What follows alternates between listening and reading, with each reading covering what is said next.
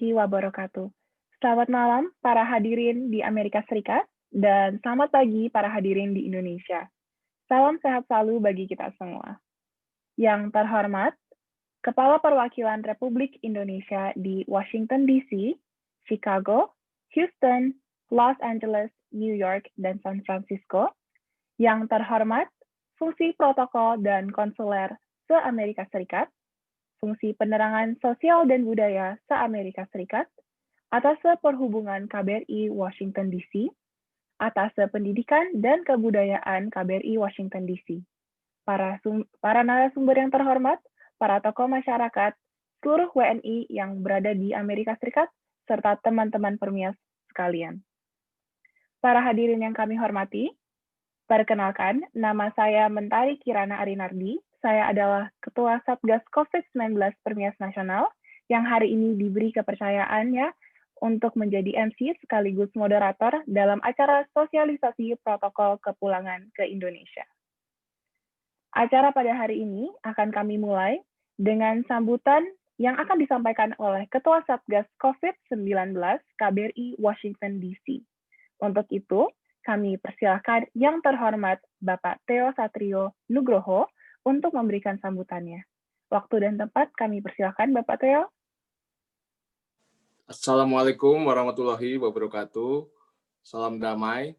Selamat pagi yang terhormat para narasumber, Pak Yuda, Bu Kristi, Dr. Benget, Mas Majori belum kelihatan tampaknya. Selamat malam kepada seluruh bapak-bapak, ibu-ibu yang mewakili perwakilan Republik Indonesia di Amerika Serikat. Lalu adik-adik Permia serta Bapak Ibu yang mengikuti webinar ini, selamat tahun baru. Kita telah melalui tahun yang banyak orang mengatakan tahun sulit, tahun 2020. Tahun 2021 tampaknya kita juga harus siapkan fisik, mental, dan imajinasi yang sama, atau bahkan lebih dibandingkan dengan tahun lalu. Kalau boleh diambil metafora, saat ini kita seperti tinggal di Gotham City, ya, kota fiksi di mana Batman beraksi. Kita ketahui bahwa isu di cerita fiksi adalah soal kriminalitas dan kerusuhan. Sekarang yang kita hadapi adalah pandemi COVID-19. Pemerintah telah berupaya dengan berbagai cara untuk menangani pandemi COVID-19. Penduduk Gotham City sudah resah dan capek harus terus berkurung di rumah karena pandemi ini. Batman adalah solusi di dalam fiksi, sedangkan vaksin adalah realitas. Dalam fiksi, Gotham City juga digambarkan karena rendahnya trust, maka masing-masing secara sepihak melakukan berbagai cara untuk menyelamatkan diri masing-masing. Yang terjadi semua malah menambah kekacauan sehingga menimbulkan chaos. Saya terus terang bangga dengan bangsa Indonesia. Meskipun hantaman virus COVID-19 memukul secara bertubi-tubi, tapi kita sebagai bangsa dengan semangat gotong royong tetap kokoh bersama untuk menghadapi musuh bersama ini. Webinar pagi ini di Indonesia atau malam ini di Amerika Serikat menunjukkan semangat gotong royong, kebersamaan, dan yang paling penting adalah saling percaya, trust masih terpancar kuat. Tidak saja di Indonesia, tapi memancar jauh hingga ke komunitas Indonesia di Amerika Serikat.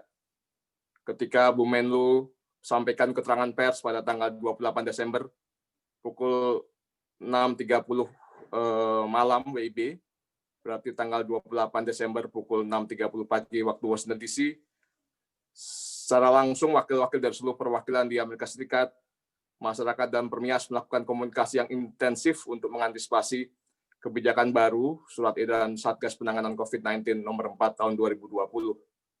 Semangat yang muncul dari komunikasi tersebut adalah untuk secara bersama kita mengamankan surat edaran tersebut, karena situasi memang mengharuskan adanya langkah-langkah preventif dengan adanya game changer, yaitu adanya mutasi virus COVID-19 menjadi varian baru.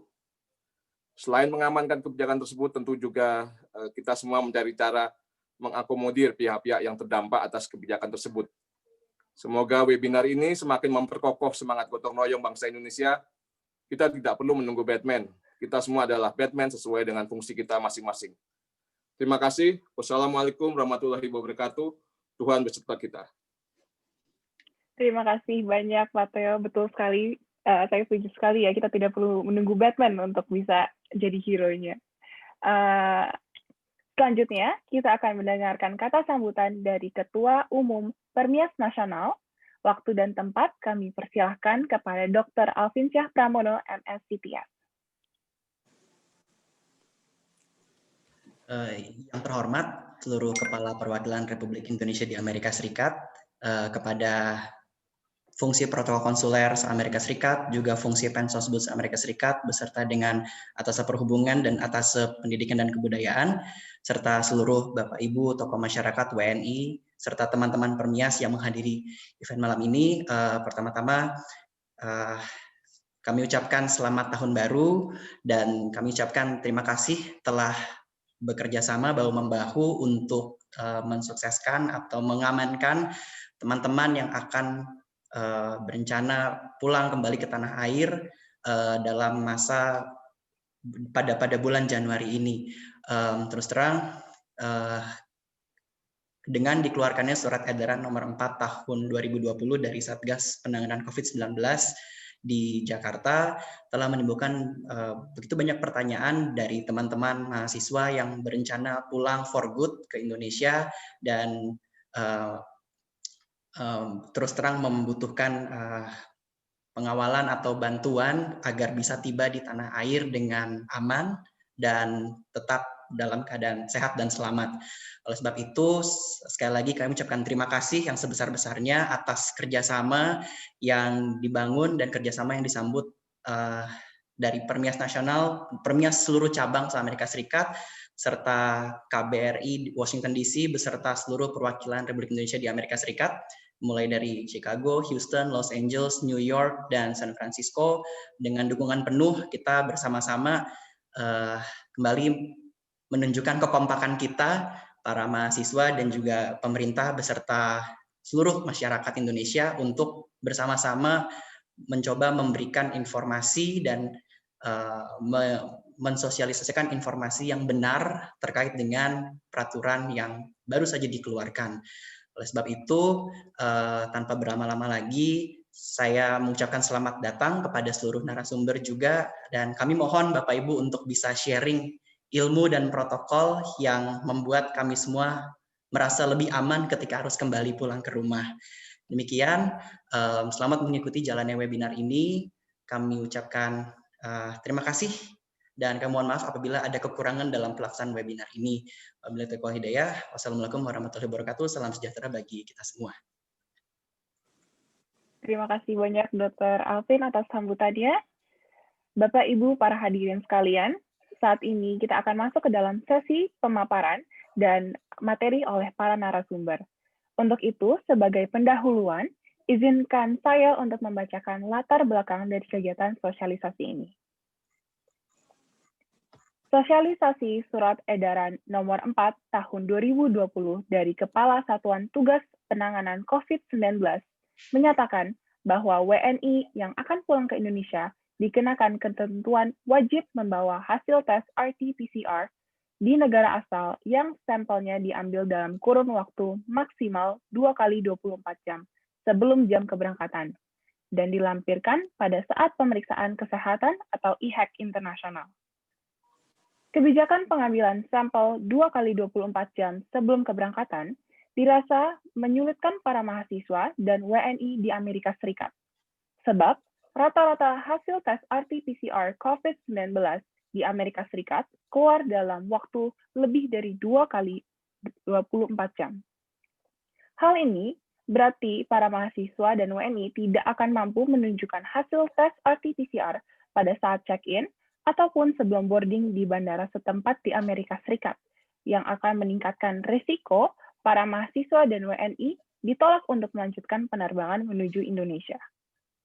Jika seandainya mahasiswa dan WNI mampu memenuhi persyaratan untuk terbang meninggalkan Amerika Serikat, masih terdapat kemungkinan mahasiswa dan WNI ditolak untuk terbang meninggalkan negara transit akibat perbedaan zona waktu antara Amerika Serikat dan negara transit. Serta durasi penerbangan dari Amerika Serikat menuju negara transit.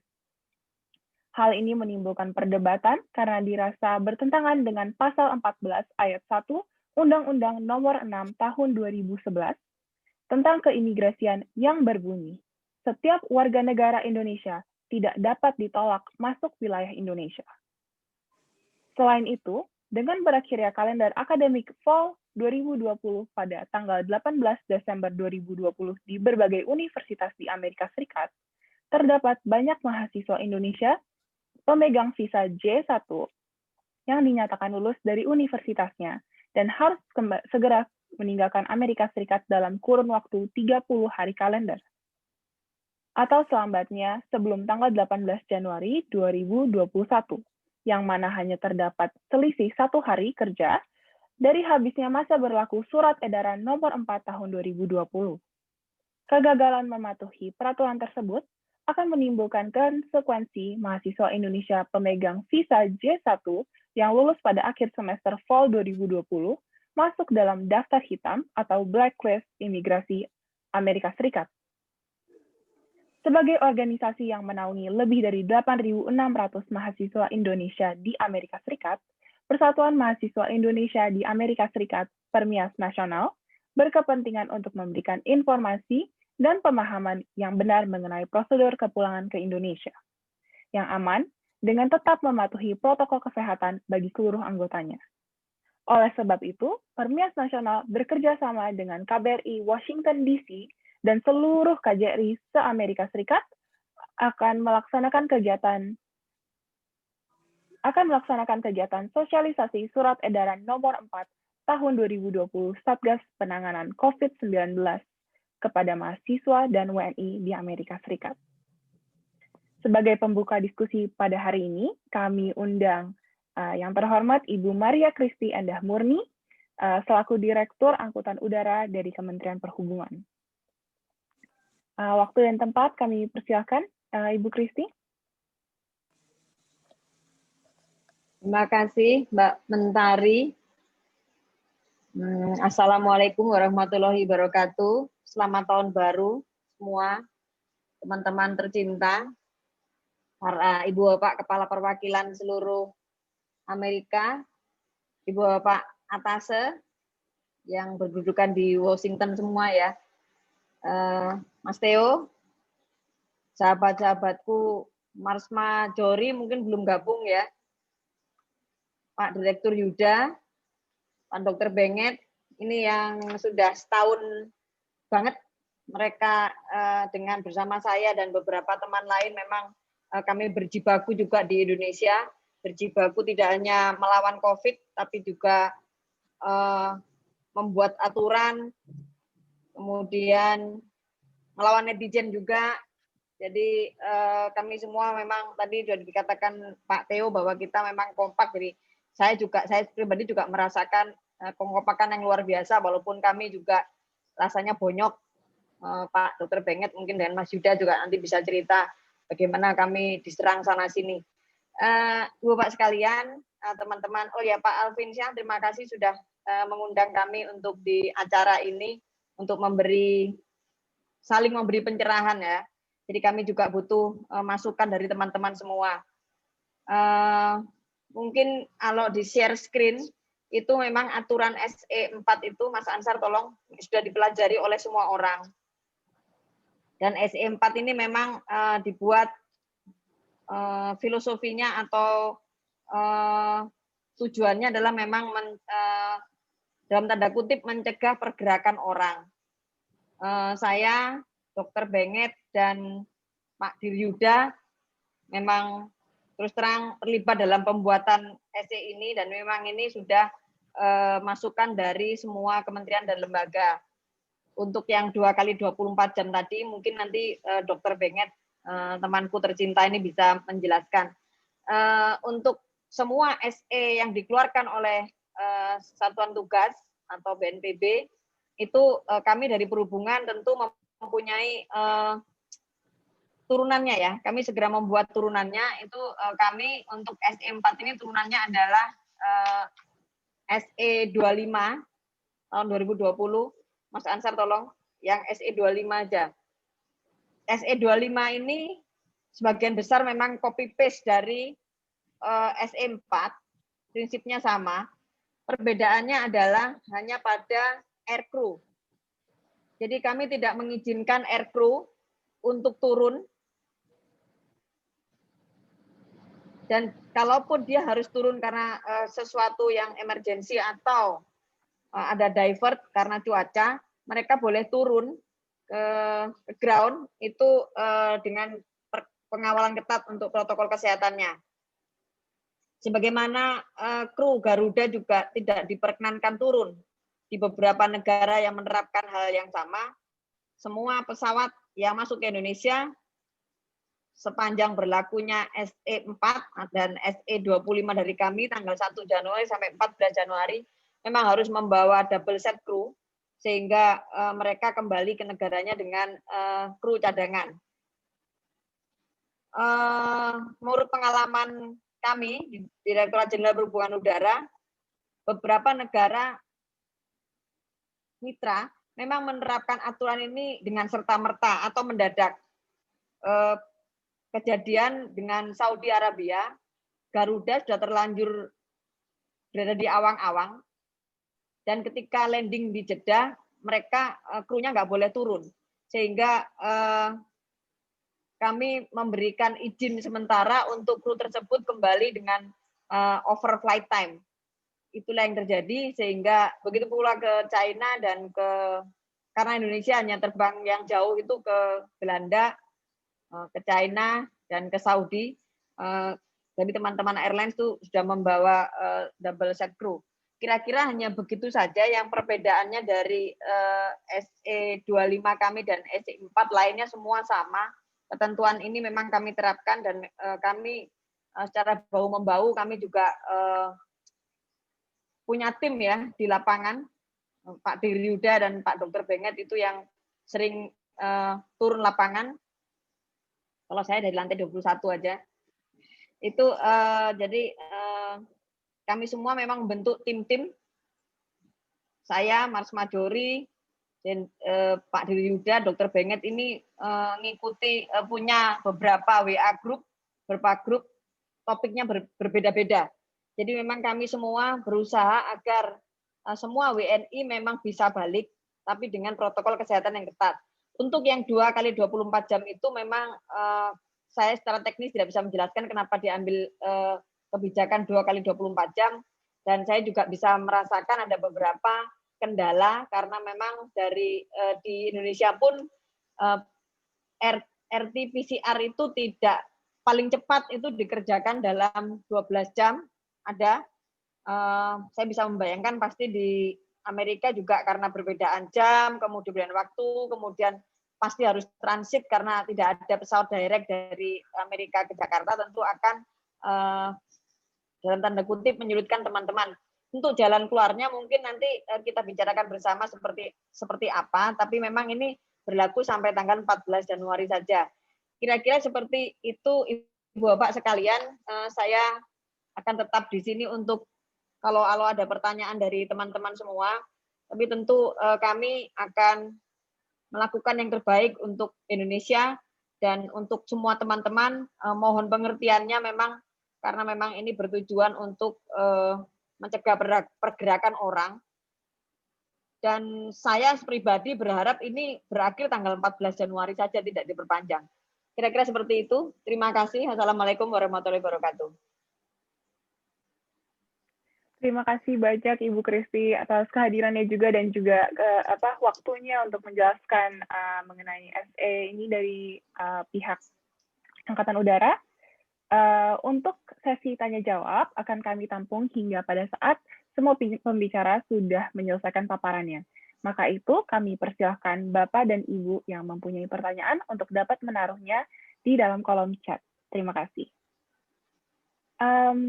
Selanjutnya, kami akan lanjutkan ke narasumber yang berikutnya, yaitu Bapak Yuda Nugraha, selaku Direktur Perlindungan WNI dan Badan Hukum Indonesia dari Kementerian Luar Negeri. Waktu dan tempat kami persilakan Bapak Yuda. Terima kasih Mbak Mentari, yang kami hormati Bapak Ibu Kepala Perwakilan, Bapak Ibu teman-teman semua dari seluruh perwakilan RI yang ada di Amerika, kepada para narasumber, ini Mbak Yu saya, Bu Kristi, Pak Benget, ada Mas Ade juga di sini kami lihat, yang sejak Januari tahun lalu kita sudah berjibaku untuk memberikan perlindungan kepada warga negara kita terkait dengan COVID-19, baik di dalam maupun di luar negeri. Dan tentunya kepada teman-teman semua, mahasiswa, anggota Permias yang ada di Amerika Serikat, ini menjadi kesempatan yang baik sekali bagi kita semua untuk bisa mendiskusikan bagaimana langkah-langkah kita untuk memberikan perlindungan yang terbaik bagi warga negara kita yang ada di luar negeri di tengah pandemi COVID. Kami coba memaparkan secara singkat.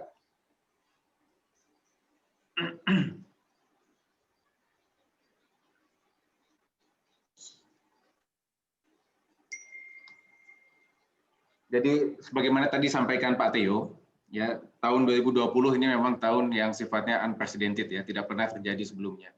Terakhir terjadi tahun 1917 pada saat ada wabah Spanish flu. Tidak ada yang imun, tidak ada satu negara pun yang siap. Dampaknya merambah ke semua sisi, ada lebih dari 80 juta warga dunia terinfeksi, ekonomi dunia terkontraksi 4,4%. Nah, untuk itulah kemudian kita perlu melakukan penanganan. Ya, ketika kita menghadapi masalah yang sifatnya unprecedented, tentu langkah-langkah penanganannya pun perlu yang unprecedented. Jadi ketika ini kasus luar biasa, langkah-langkahnya pun luar biasa. Ini mungkin yang perlu menjadi dasar pemahaman kita semua. Tadi kami sampaikan, tidak ada satu warga dunia pun yang tidak terdampak terhadap COVID-19. Jadi pertanyaannya bukan bagaimana supaya tidak terdampak, bukan. Pertanyaannya adalah bagaimana memitigasi dampaknya. Karena tidak ada satupun warga kita, dunia ya, bahkan di Indonesia, bahkan di ujung Indonesia sana, semuanya terdampak.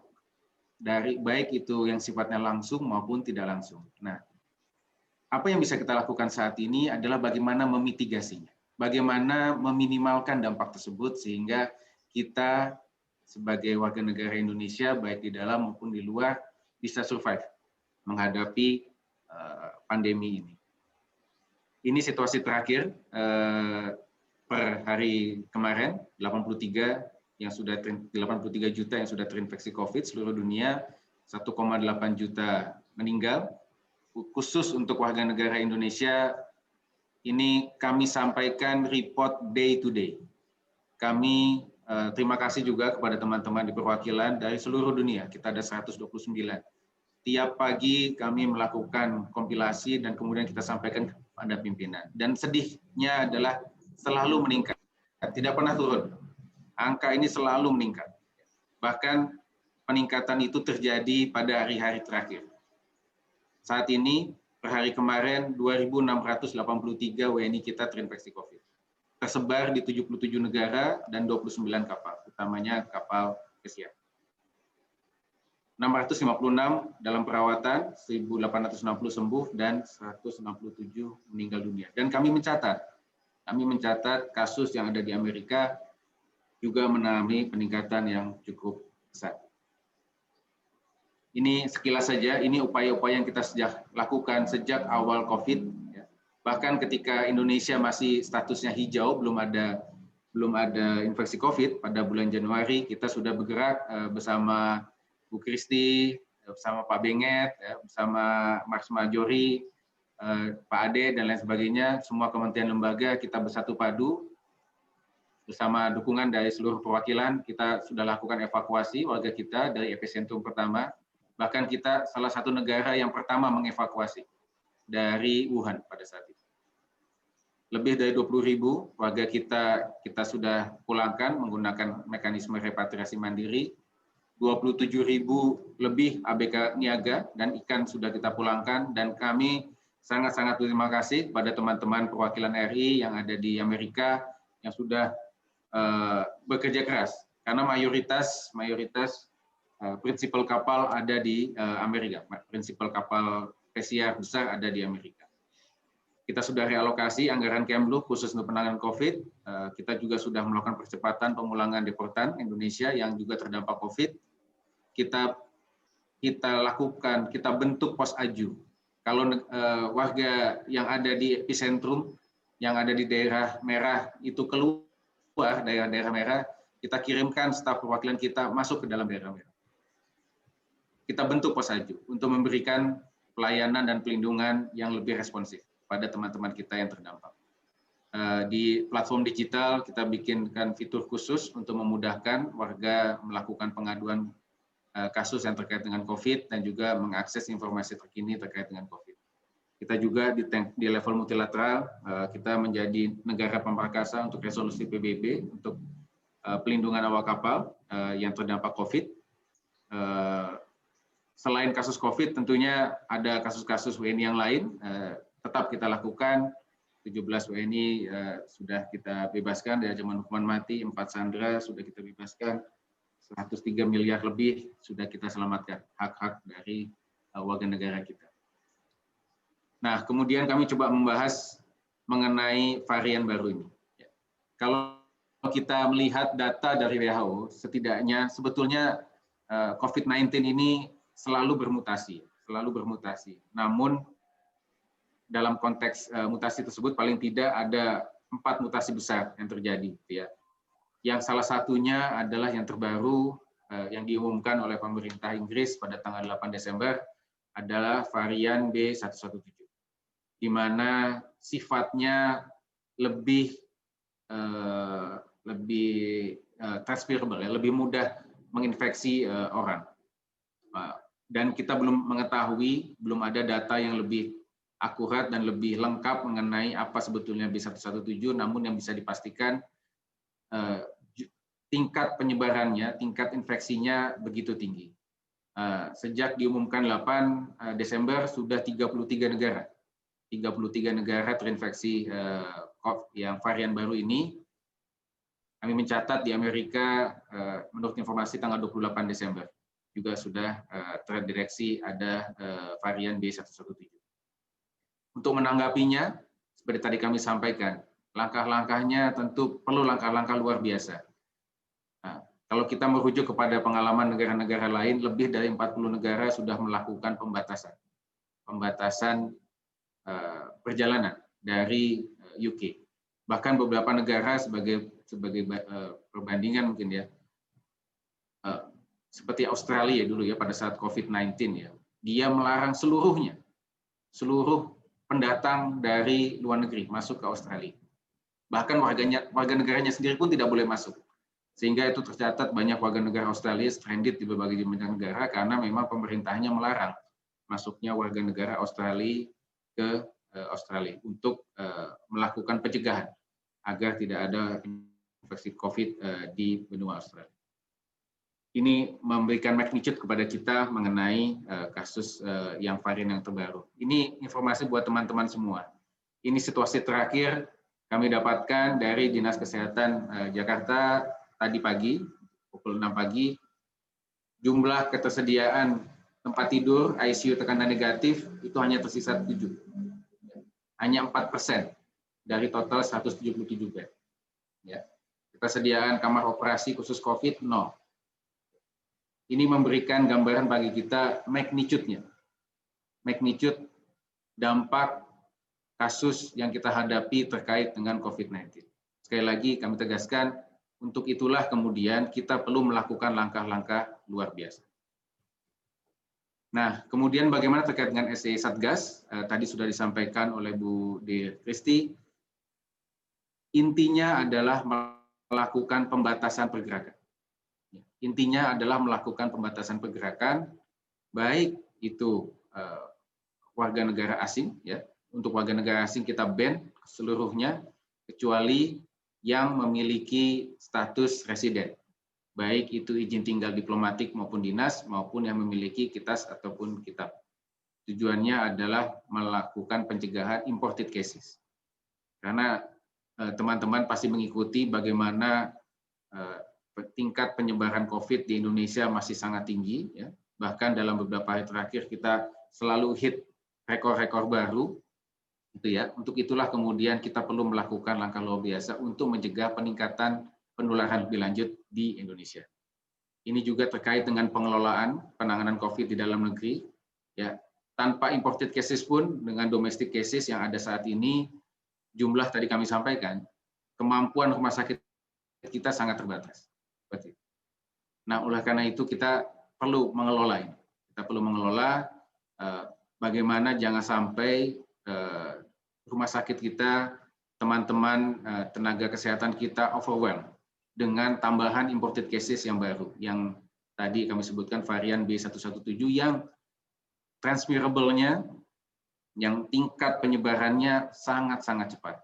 Walaupun ada informasi menyebutkan bahwa tingkat mortalitas dari varian baru ini tidak lebih mematikan ketimbang varian yang lain. Namun ketika dia sudah terinfeksi COVID dan ada gejala, maka perlu dirawat di rumah sakit. Nah, ini akan membuat rumah sakit kita overwhelmed.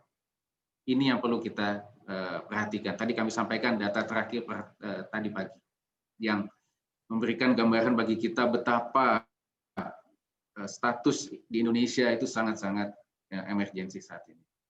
Nah, tapi kami juga memahami, ya, kita punya tanggung jawab untuk melakukan pelindungan warga negara kita di luar negeri. Tadi Mbak Mentari sebutkan, ya, ada Undang-Undang 6 tahun 2011 mengenai keimigrasian pasal 14, di mana warga negara Indonesia tidak dapat dilarang masuk kembali ke Indonesia. Kita berbeda dengan Australia. Australia itu melarang warga negaranya sendiri masuk Australia. Tapi kita tetap memegang teguh bahwa kita perlu melakukan pelindungan kepada warga negara kita, bahwa kita tetap izinkan masuk ke Indonesia. Tapi tadi, konteks besarnya adalah kita melakukan pembatasan pergerakan. Oleh karena itu, apalagi SE ini juga didahului dengan SE3 dan Adendum SE3, di mana kita saat itu menjelang tahun baru, ya, dan juga perayaan Natal. Di Indonesia pun kita sudah melakukan PSBB ketat, ya, melarang orang untuk mudik, ya, seperti itu. Nah, hal yang sama pun niatnya sama bagi yang di luar negeri. Kita tidak ingin ada warga kita mengambil risiko lebih, ya, untuk sekedar mudik. Oleh karena itu kami selalu menghimbau agar menunda perjalanan selama COVID ini, kecuali untuk hal-hal yang sangat mendesak. Nah, yang hal-hal mendesak inilah mungkin kita carikan solusinya. Tadi kembali bagaimana kita mencari mitigasinya. Kami yakin tadi kami sampaikan tidak ada satupun warga dunia, warga negara Indonesia baik di dalam maupun di luar yang tidak terdampak. Nah, tapi bagaimana kemudian memitigasi dampaknya, meminimalkan dampaknya. Pastinya tidak nyaman. Ya, tidak nyaman pastinya. Ketika ada dampak COVID ini dalam berbagai macam skala gitu ya, pasti akan menimbulkan ketidaknyamanan. Tapi sekali lagi langkah-langkah luar biasa perlu kita lakukan untuk memastikan penanganan COVID di dalam negeri itu betul-betul terlaksana dengan baik. Nah, kita gunakan waktu ini nanti diskusi kita bersama bagaimana kita bisa melakukan mitigasi dampak tersebut. Nanti kami mohon masukan dari teman-teman semua.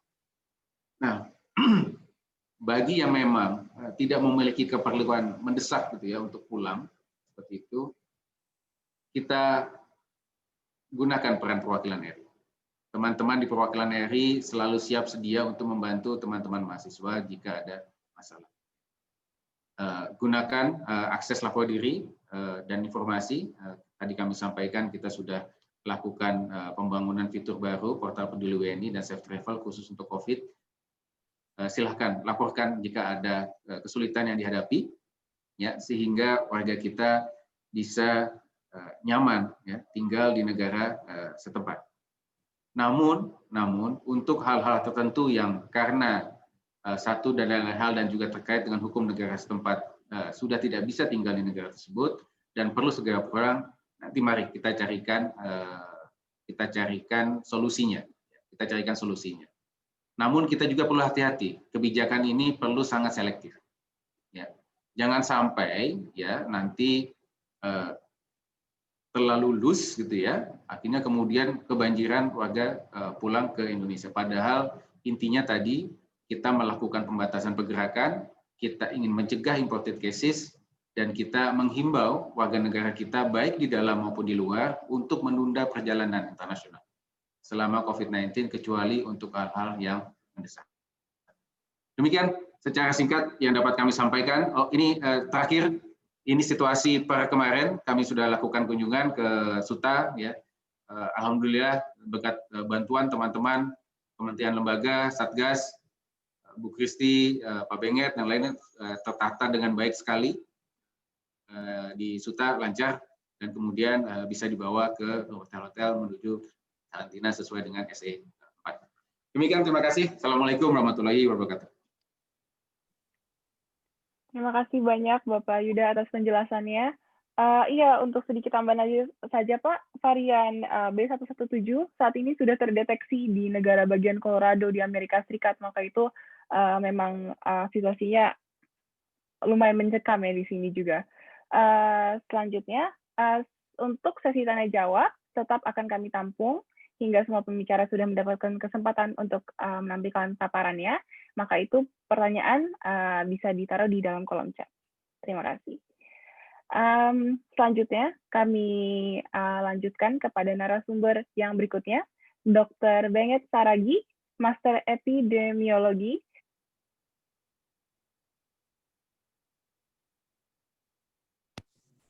Waktu dan tempat kami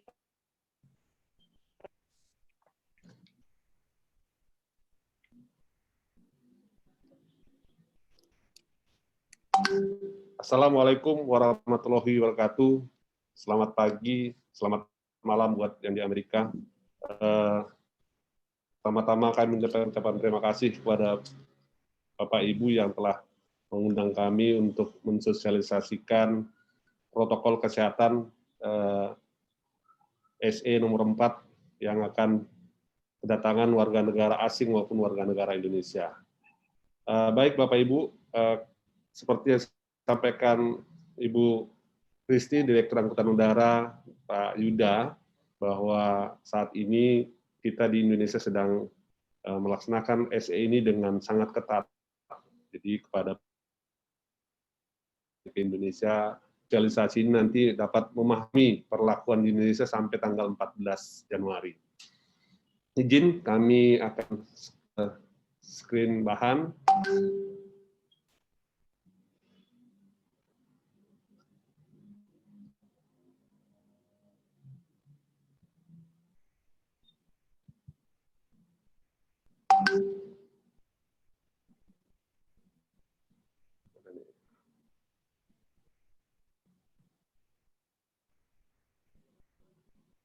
Apakah sudah kelihatan?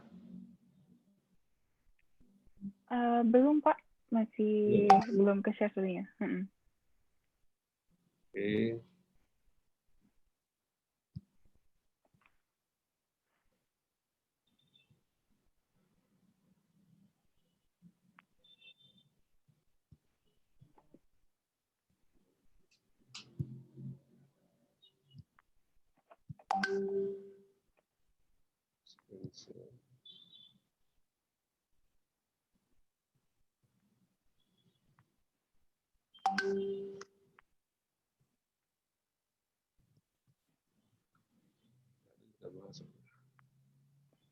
Sambil menunggu paparan dari Dr. Benget, saya mohon izin untuk revisi sedikit. Tadi untuk pemegang visa J1 disebutkan bahwa jika melewati masa grace period 30 hari akan bisa di blacklist oleh imigrasi Amerika Serikat. Ternyata itu grace period itu memang disarankan untuk tidak melewati, tapi untuk masuk ke dalam blacklist itu jika melebihi lebih dari 180 hari. Oh ya, presentasinya sudah muncul. Silakan, Dr. Benget. Baik, terima kasih. Mohon maaf mengganggu agak terlambat penyampaian paparannya. Baik Bapak Ibu sekalian, ini sudah disampaikan oleh Pak Yuda tadi. Saya tidak perlu menyampaikan, tapi intinya di Indonesia kasus ini masih tinggi dan kami dari seluruh kementerian maupun semua lembaga yang ada di Indonesia sangat rawan dengan kasus yang tetap setiap hari meningkat, apalagi ada varian baru di UK. Jadi SE nomor 4 ini dalam rangka untuk membatasi pelaku perjalanan agar tidak menyebar masuk ke Indonesia kasus-kasus yang saat ini sedang merebak di UK. Jadi Bapak Ibu, kami mohon nanti kerjasamanya jika tiba di Indonesia, perlakuan-perlakuan yang dilakukan oleh Satgas dan tim itu dalam rangka untuk mencegah penyebaran COVID-19 lebih parah lagi di Indonesia. Ini SE Ketua Satgas COVID-19 yang di adendum, ada SE nomor 3, kemudian ada nomor 4. Di sana tadi disampaikan oleh Ibu Kristi dan Pak Yuda, saya tidak menambahkan lagi, saya hanya cerita tentang yang ada di pintu kedatangan di Indonesia dan apa yang dilakukan di hotel maupun nanti di wisma karantina. Baik Bapak Ibu sekalian, ini alur pengawasan yang kami lakukan berlaku sejak tanggal 28 Desember. Sebenarnya surat ini tanggal 20 sudah dikeluarkan, namun kesiapan tempat dan berbagai hal, tenaga termasuk pemeriksaan swab, itu kita belum dapat siapkan, dan untuk penyiapan anggaran untuk karantina juga itu belum selesai, sehingga diberlakukanlah tanggal 28 Desember 2020, sehingga sebelum tanggal 28, dari tanggal 20 sampai tanggal 28, banyak warga negara Indonesia yang pulang tidak dilakukan karantina, dan hanya membawa hasil 2 kali 24 jam dan tidak dilakukan karantina. Nah ini Bapak Ibu sekalian, pada saat di bandar udara masuk maka sudah mulai perlakuan oleh Satgas.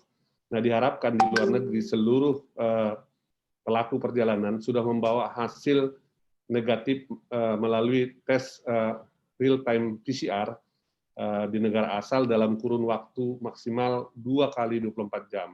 Kenapa 2 kali 24 jam sebelum keberangkatan? Kita pastikan semua orang ini waktu masuk ke pesawat tidak terinfeksi atau memang benar-benar bebas COVID-19. Nah, kemudian di Indonesia, dia akan dilakukan pemeriksaan oleh petugas karantina. Yang pertama yang dilakukan adalah pemeriksaan hasil swab ini. Kalau dia tidak bawa, maka akan dilakukan juga karantina di Indonesia. Akan dilakukan karantina dan pemeriksaan swab. Saya tidak tahu apakah dari luar negeri ada upaya untuk tidak boleh masuk kalau tidak bawa PCR. Kalau kami sudah menyampaikan kepada seluruh airline untuk tidak mengangkut atau membawa pelaku perjalanan yang tidak membawa hasil PCR negatif 2 kali 24 jam. Dan itu wajib di-upload ke dalam e-Haks oleh pelaku perjalanan sendiri. Kemudian, setibanya nanti di Indonesia, tim karantina itu melakukan pemeriksaan yang pertama adalah suhu tubuh. Suhu tubuh dipastikan tidak lebih dari 37,5 itu boleh masuk ke Indonesia ke dalam. Kemudian melakukan pengamatan tanda dan gejala oleh tim karantina kesehatan KKP, dan tidak ada lagi wawancara atau pemeriksaan saturasi oksigen karena semua sudah membawa PCR 2 kali 24 jam. Kemudian ini oleh Satgas langsung dibawa ke hotel. Dibawa ke hotel bagi warga negara Indonesia, semua dibiayai negara, baik untuk hotel maupun pemeriksaan swab. Ya. Kemudian saat tiba di hotel akan langsung di swab. Kenapa di swab? Padahal sudah hasil negatif dari luar negeri. Pada saat di pesawat sampai dia ke hotel, mungkin saja ada tertular. Sehingga kita ketahui bahwa seorang terinfeksi virus corona besar kemungkinan dapat menularkan penyakit itu sekitar seminggu. Jadi pada saat diperiksa di luar negeri, kita tidak tahu apakah PCR-nya memiliki standar yang sama, kita tidak tahu, sehingga kita pastikan bahwa yang masuk ke Indonesia itu harus bebas COVID dan diperiksa. Kemudian mereka akan melakukan karantina selama 5 hari. Jika positif pada pemeriksaan pertama, maka akan dirujuk ke Rumah Sakit Wisma Atlet, RSDC kalau di Jakarta.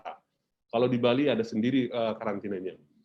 Kemudian pada hari kelima, 5 kali 24 jam, berarti 5 malam, 6 hari. Jadi kalau kita lihat SE-nya 5 hari itu 5 kali 24 jam. Karena pembiayaan oleh negara itu 5 malam. Sehingga banyak protes dari warga negara Indonesia, warga negara asing 5 hari. 5 hari itu berarti 5 kali 24 jam. Jadi itu yang dilakukan, dan itu yang pembayaran oleh negara kita.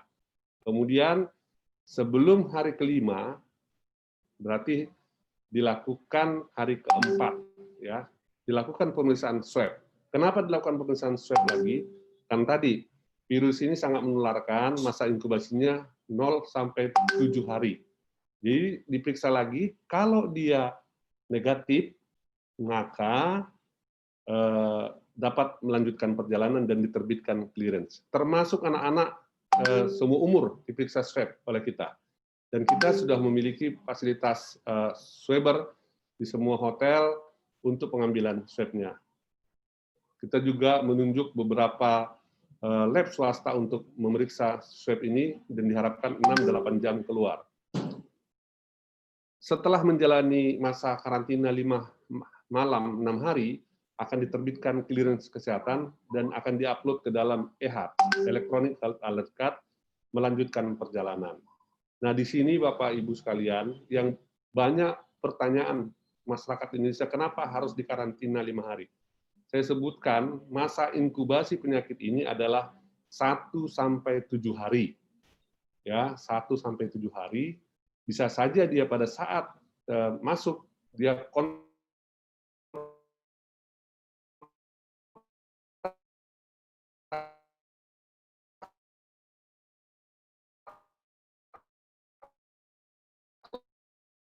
lagi dengan orang yang positif. Indonesia itu harus bebas COVID. Tanggal 1 Januari WNA sudah tidak masuk lagi ke Indonesia. Sekarang hanya yang WNI yang masuk. Ini pemeriksaan PCR, ulang yang kita gunakan adalah PCR, bukan antigen. Dan yang sebagai PPK-nya adalah pihak ketiga yang bekerja sama dengan Satgas Kodam Jaya. Ini lab Parmalab, lab Precision, lab PKCR UI, Smart Laboratorium Ciputra Hospital, Laboratorium Mayapada Hospital. Ada juga yang mandiri-mandiri, persilahkan berbayar sendiri, tapi yang koordinasi dengan kita. Nah, pemeriksaan PCR mandi harus terdaftar di Kemenkes, Balitbangkes, tidak boleh yang tidak terdaftar. Hasil keluar dalam 24 jam. Harus diupload ke EHAC, paspor sehat maupun Vaksinku. Kendalanya memang kami di lapangan, karena memang hotel sangat banyak, ya, sampai 104 hotel yang ditempatkan warga negara Indonesia, warga negara kita. Nah, penjadwalannya yang belum optimal, tiba-tiba sudah masuk ke hotel A, hotel B, sehingga swabber kita akan keliling dengan jarak hotel sampai ke Cikarang. Ini yang menjadi masalah kami, karena kurang terkendali kedatangan pada tanggal 31 ya, warga negara asing. Banyak sekali yang masuk ke Indonesia belum ditutup. Nah, ini yang membuat kami waktu tanggal 31 agak crowded, karena 3.600 masuk tanggal 30 sampai tanggal 31. Nah, kemudian kecepatan pemeriksaan laboratorium kami juga kami tingkatkan, dan saat ini dengan jumlah yang menurun, kami sudah bisa melakukan pemeriksaan yang cepat. Ini daftar laboratorium pemeriksa COVID-19. Bapak Ibu nanti kalau misalnya mau periksa sendiri tapi lapor dengan kita, adalah yang terdaftar di sini. Kemudian kalau positif di hotel, kami minta hotel dengan menggunakan mobil, karena ini semua adalah OTG ya, orang tanpa gejala yang positif, itu dirujuk oleh hotel menggunakan APD dan mobil sudah disiapkan oleh hotel yang tempat kita tunjuk. Ini rujukan kasus positif COVID untuk pelaku perjalanan. Sampai saat ini yang telah kita periksa selama kurun waktu tanggal 28 sampai hari ini sudah ada 60 orang yang positif COVID-19, 21 orang warga negara asing, terbanyak dari Rusia. Nah, semuanya hasil yang positif ini kami bawa ke Tower 8 untuk dilakukan pemeriksaan gen sequencing ke Balitbangkes Kemkes untuk mengetahui apakah sudah ada varian baru masuk ke Indonesia. Nah, ini yang dilakukan sampai hari ini, tanggal 3 Januari kemarin, jam 18, sudah ada 60 orang yang positif. Dan mudah-mudahan ini terus dapat kami kawal dan pastikan yang masuk ke Indonesia harus bebas COVID, keluar dari hotel harus bebas dari COVID. Nah, untuk hotel saat ini kita sudah ada 104 hotel, tapi dalam waktu kurun 3 hari ke depan, hotel ini akan kita kurangi karena mengingat jumlah dari yang masuk juga akan menurun. Itu Bapak Ibu yang dapat kami sampaikan. Kami mohon dukungan dari Bapak Ibu yang akan kembali ke Indonesia mengikuti aturan yang berlaku, tidak usah minta privilege ya, jalur khusus, karena akan membuat kami kebingungan di lapangan. Sementara SE ini mewajibkan semua kecuali diplomat, ya diplomat boleh isolasi mandiri di tempat mereka. Tapi kalau kita warga negara Indonesia ikuti aja aturan, 5 hari semua dibiayai oleh negara. Ya, kalau warga negara asing pun dia tidak mampu, arahan dari Pak Kasatgas membuat surat pernyataan tidak mampu, maka negara yang akan bayar. Negara kita negara hadir untuk bangsanya, untuk rakyatnya. Jadi mohon bantuan dari Bapak Ibu sekalian untuk masuk ke Indonesia, ikuti aja aturannya. Kami akan perlakukan dengan baik. Kami akan perlakukan dengan baik dan semua terkoordinir dengan baik, seluruh hotel, laboratorium, dan setiap hotel akan dijaga oleh TNI. Jadi supaya kami bekerjanya sesuai aturan, maka seluruh warga negara yang kembali ke Indonesia, warga negara Indonesia mengikuti peraturan, maka kami akan memperlakukan dengan baik Bapak Ibu yang akan kembali ke Indonesia. Demikian yang dapat saya sampaikan. Terima kasih. Terima kasih banyak Dr. Menget atas informasinya yang telah dibagikan kepada kami. Kami lanjut saja ke narasumber berikutnya, yaitu Marsikal Pertama TNI Jory S. Koloai, SIP Mhan, selaku Kepala Staf Komando Operasi Angkatan Udara 1 Jakarta, Satgas Penanggulangan COVID-19. Selamat datang, Bapak Jory. Waktu dan tempat kami persilakan. Baik, terima kasih. Assalamualaikum warahmatullahi wabarakatuh. Salam sejahtera, shalom, Om Swastiastu. Yang saya hormati para narasumber, yang saya hormati panitia pelaksana, para pimpinan kementerian lembaga, adik-adik ataupun rekan-rekan warga negara Indonesia yang ada di Amerika, yang ikut bersama-sama dengan kita untuk rapat, untuk webinar ataupun penjelasan terkait mengenai surat edaran nomor 4. Izinkan memperkenalkan diri, nama Jory Sulaiman Koloai, Marsma TNI,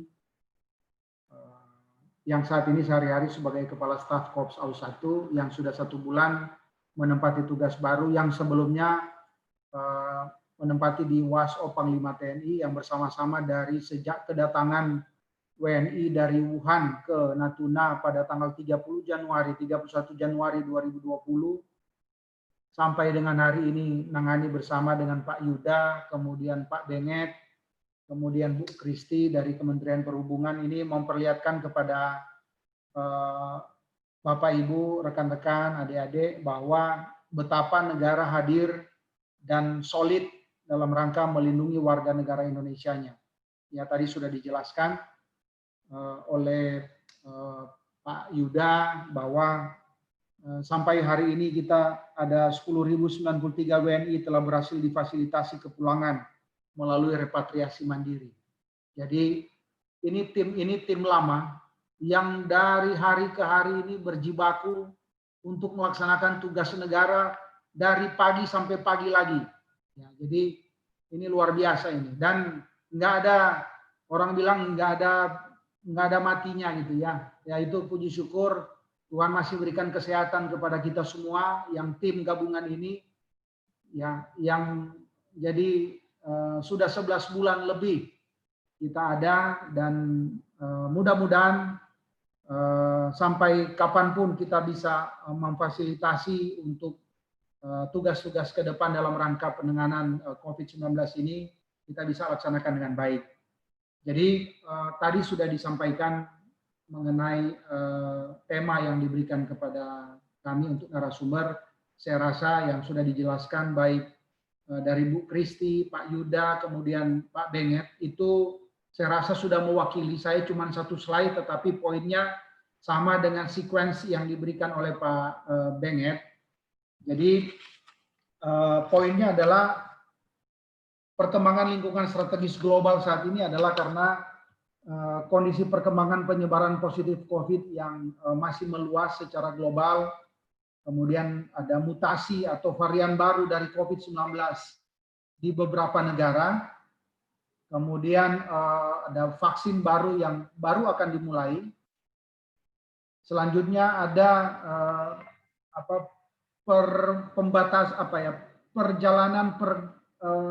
perjalanan orang dan pergerakan manusia antar negara yang sudah dimulai dibuka lagi.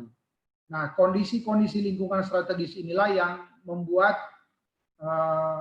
pada rapat sidang kabinet terakhir di bulan Desember itu ditetapkan agar supaya kita menerapkan aturan yang ketat dalam kurun waktu yang sudah ditetapkan oleh para pakar, para ahli, untuk menyampaikan bahwa pada periode tertentu kita harus membuat satu pembatasan yang strict untuk sebagai langkah-langkah preventif pada kondisi lingkungan strategis yang saya sampaikan tadi di atas. Oleh karena itu dikeluarkanlah aturan yang ada, yaitu SE 4 2020, yang mana ini berlaku sejak 28 Desember, kemudian untuk WNA di 1 Januari sampai dengan 14 Januari. Oleh sebab itu, sosialisasi yang disampaikan oleh kementerian lembaga, oleh narasumber yang sudah diberikan, kita tetap pada komitmen negara melindungi warga negara Indonesia. Jadi melindungi segenap bangsa dan masyarakat Indonesia itu sudah merupakan tugas dan kewajiban kita. Oleh sebab itu, dari yang bisa kami sampaikan, yang menjadi concern dan perhatian serta evaluasi dari beberapa hari pemberlakuan SE 4 ini adalah yang pertama adalah sosialisasi ataupun pemahaman yang terbatas di warga negara Indonesia yang ada di luar. Kemudian ada simpang siur berita, bahkan ada hoax yang mana pemerintah ataupun negara tidak sanggup dan tidak mampu untuk menangani WNI pulang, gitu kira-kira itu. Nah, ini kondisi-kondisi yang ada, namun sampai dengan hari ini yang sampaikan tadi Pak Benget, Dr. Benget, bahwa dari tim gabungan kita yang memang pertama-tama itu awalnya itu dengan kedatangan sekitar 1.500 sampai 2.000 warga negara Indonesia per hari di terminal kedatangan di pintu gerbang di bandara internasional. Nah, itu memang ada kesulitan di awal-awal pertama itu, karena tadi sudah disampaikan bahwa hotel yang kita siapkan ada 104 hotel itu belum diverifikasi semuanya. Yang kedua, perlu Bapak Ibu dan rekan-rekan ketahui bahwa kita kekurangan tenaga kesehatan yang sangat signifikan. Karena ini tenaga kesehatan yang sudah bekerja sejak bulan Januari, kemudian bulan Maret dan April itu udah PSBB, itu sudah dikerahkan semua, ya, sehingga penanganan awal ini memang terutama juga di dalam bagaimana kita membagi wilayah, membagi sektor untuk tenaga kesehatan itu bisa melaksanakan verifikasi dan kesiapan-kesiapan dari hotel.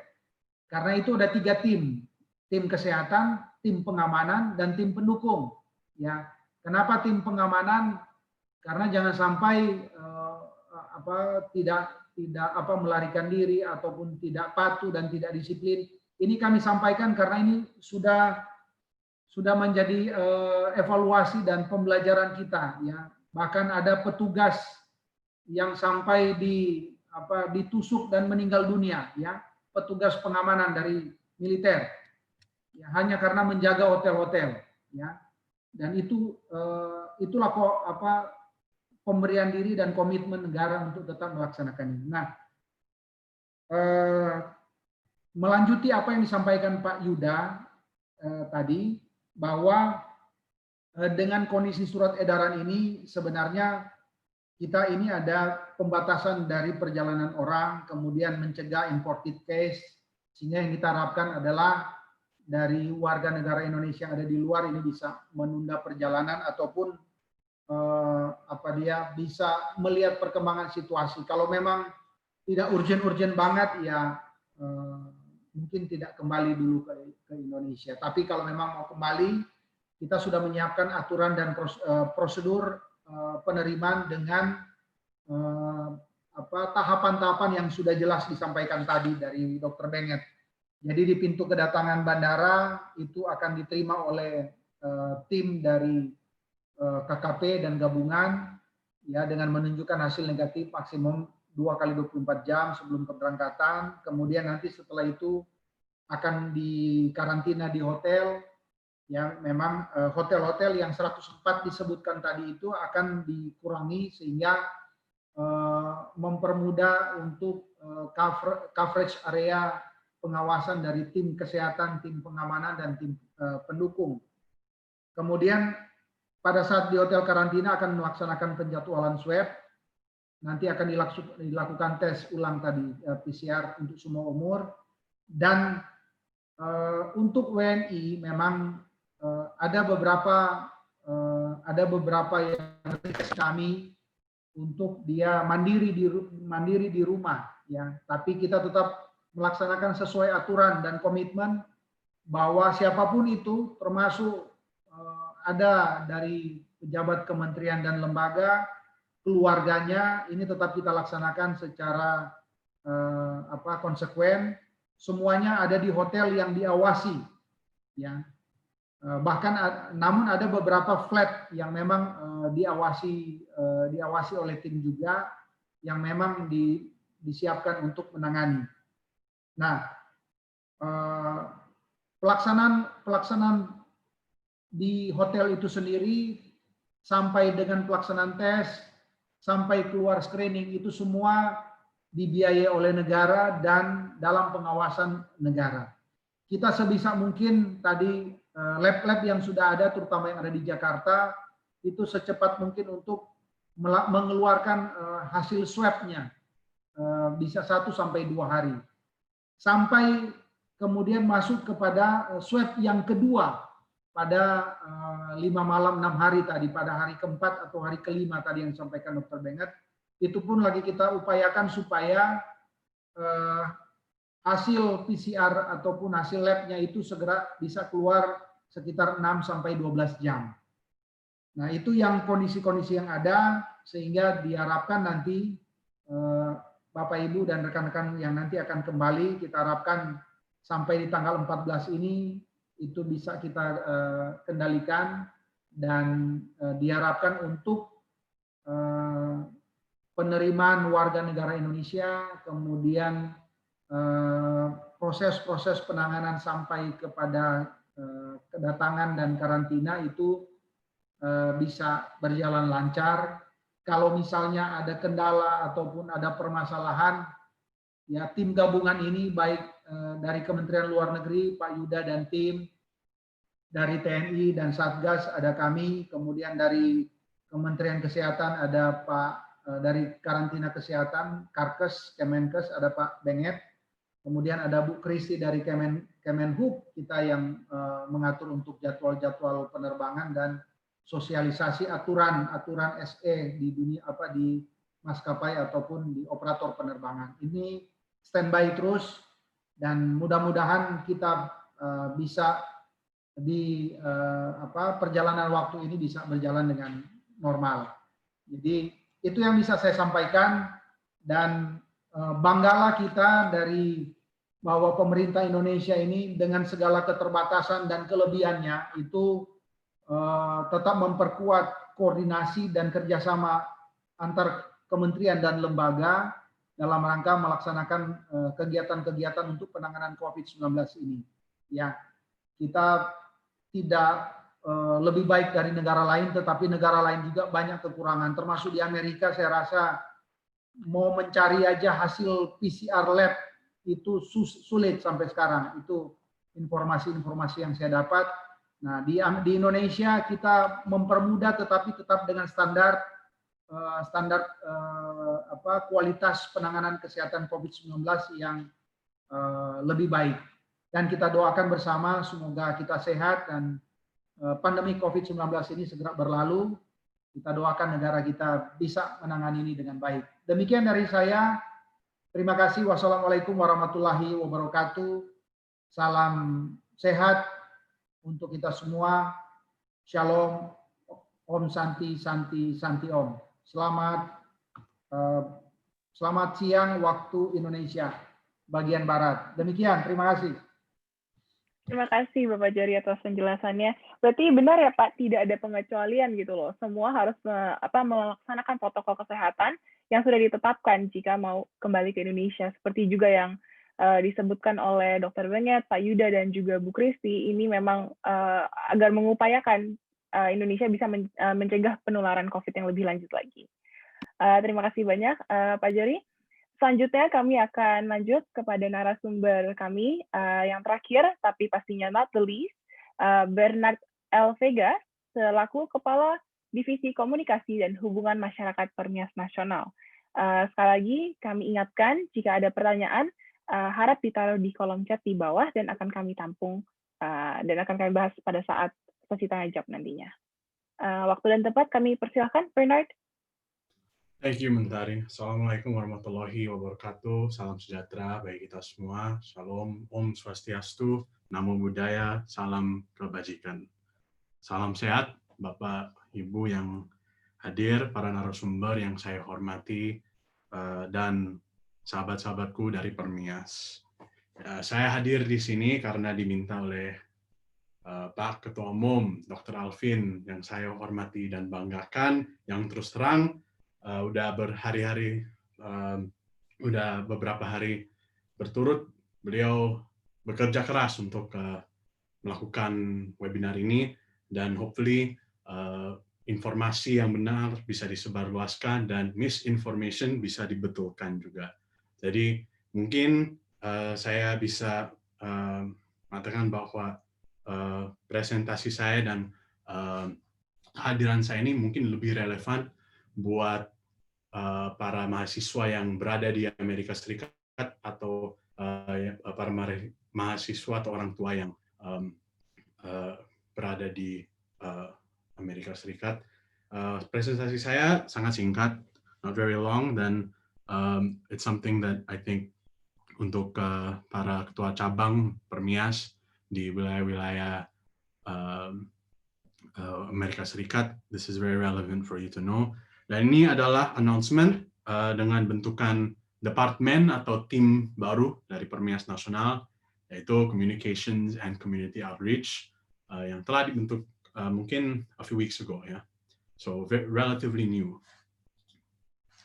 This is our team, belum lengkap, soalnya baru aja, soalnya ada beberapa yang baru gabung dengan kita. Saya Bernard Vega dari New York City, juga menjabat sebagai Ketua Permias New York City dan Ketua New York University's Indonesian Student Association. Nadine Zairuddin, Natasha Chung, Kiara Wasono, Kenneth Teddy, Kaila Nandia, Arik Zufar, dan Tiffany Satyadharma. Dan yang belum saya muatkan di presentasi ada Selma, Nicholas yang juga membantu, mungkin mengikuti Dr. Alvin dan juga bekerja keras untuk membentuk webinar ini. Jadi, that's the team that we have. Nah, ini what we do. Ini, we are responsible for actively communicating with Indonesian students in all areas of the United States. Khususnya untuk mungkin nanti ada slide berikutnya yang saya bisa jelaskan lebih lebar ya. We want to make strong relationships with micro communities yang di wilayah. Jadi yaitu kami itu berkoordinasi dengan koordinator wilayah. Untuk para ketua cabang yang tahu, we have koordinator wilayah untuk West Coast, East Coast, Midwest, dan Southwest juga. And we also would like to keep personal relationships, ya, first name basis mungkin dengan para ketua cabang dan ketua ISA, Indonesian Student Association. We are tasked to address any significant contingencies and emergencies and communicate the necessary steps to resolve such issues. Nah, mungkin bisa dikatakan kita itu sebagai jembatan antara central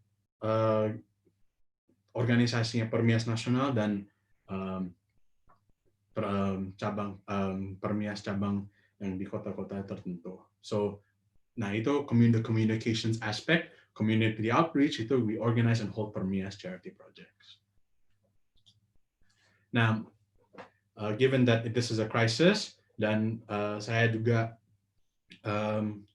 berkoordinasi sama Mentari, we have these up-to-date COVID-19 cases di wilayah tertentu. So yang mungkin as you can see yang paling banyak bisa dilihat tuh West Coast 2, yaitu Southern California, Utah, and that part of the US. Terus yang we have Southwest and West Coast 1 yang belum ada COVID-19 cases yang belum disampaikan ke kita datanya. So ini adalah mungkin bisa menyimpulkan what it looks like now.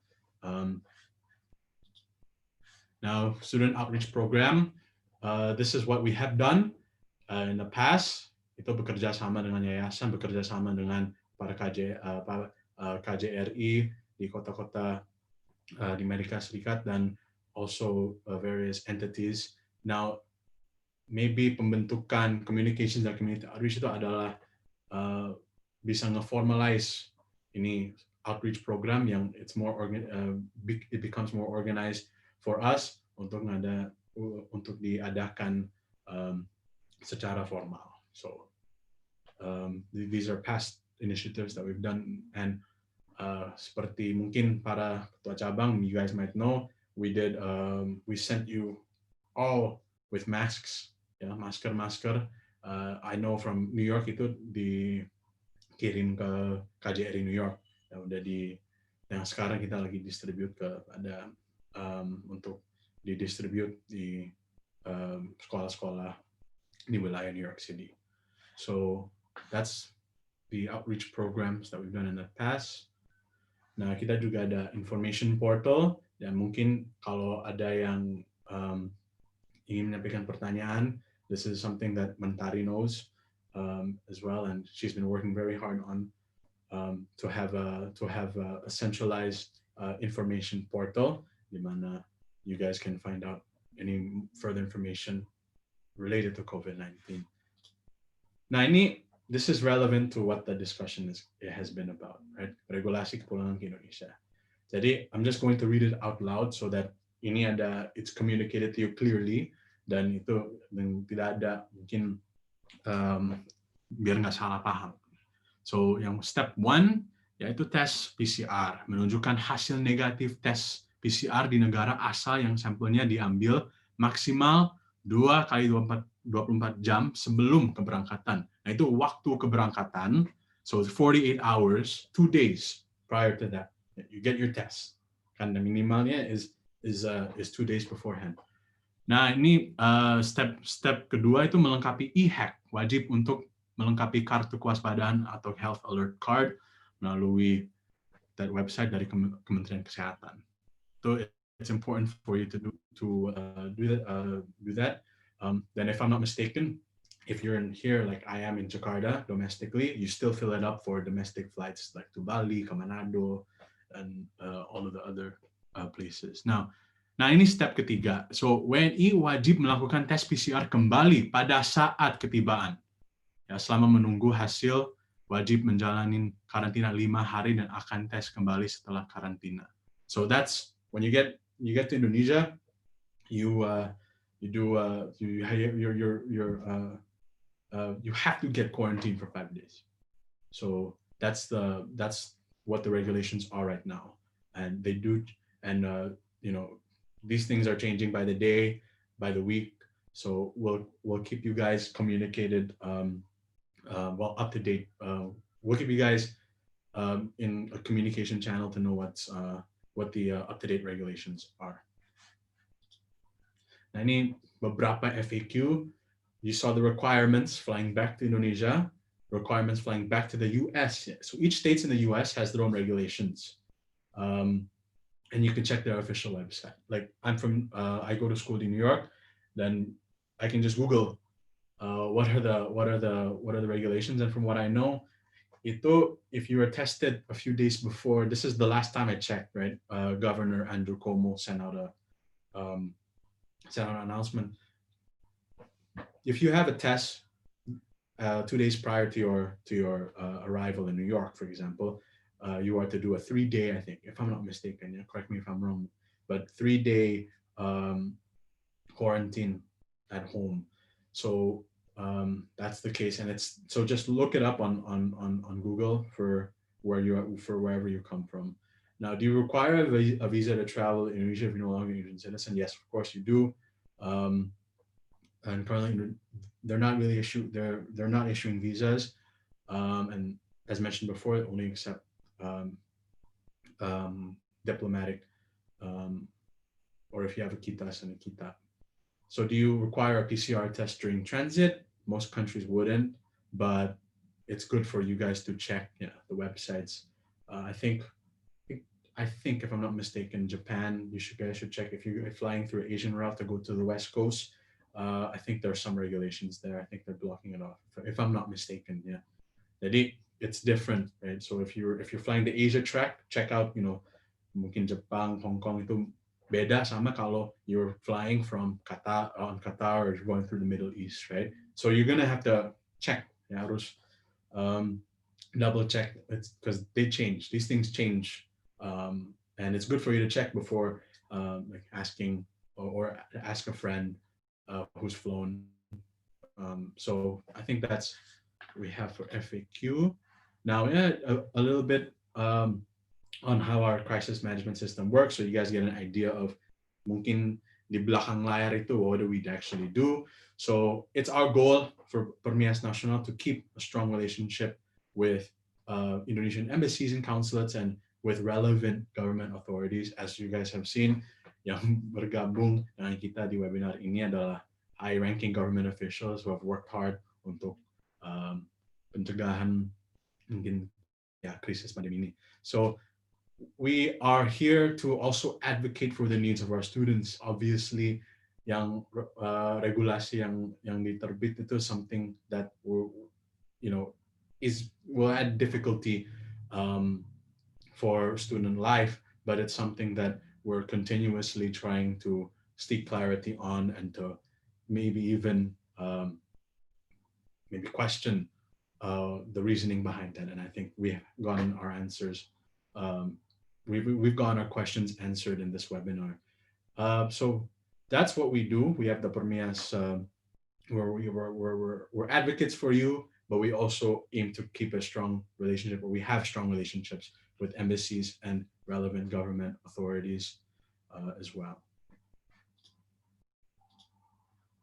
Now, ini mungkin this is something I wanted to elaborate on. Now, Permias, so you have the Permias National Government, the governing body of Permias Nasional, the central government. Ada Permias cabang di wilayah-wilayah tertentu, micro communities, right? Permias LA, Permias Michigan, bahkan IPSA, USC, Pepperdine Boys, Blue Ocean Indonesian Society. You have a lot of these micro communities in the kota-kota tertentu, right? our goal as communications and community outreach is to bridge that gap between you guys, right? So that you guys are kept up to date on these things with regards to any contingency plans, and it's also important for us to and ini adalah hal yang saya instruksikan pada tim, and it's for us to keep a strong relationship not only with them but also with informal leaders as well in these cities and in these regions. So that's basically kita itu kayak intermediary, if that puts it in a better context for you. Yeah, so I think that's what I have to present. Terima kasih untuk yang hadiri. Wassalamualaikum warahmatullahi wabarakatuh. Terima kasih Bernard untuk penjelasannya mengenai the new division and how it would help a lot mahasiswa-mahasiswa Indonesia yang sedang berada di Amerika Serikat pada saat ini. Mari saja kita lanjut ke sesi tanya jawab. Sudah ada beberapa pertanyaan yang sudah dilampirkan di dalam chat. Mungkin kita bisa mulai. Ini ada pertanyaan dari Pinka Priscilla. Selamat malam. Saya ingin bertanya. Saya positif COVID pada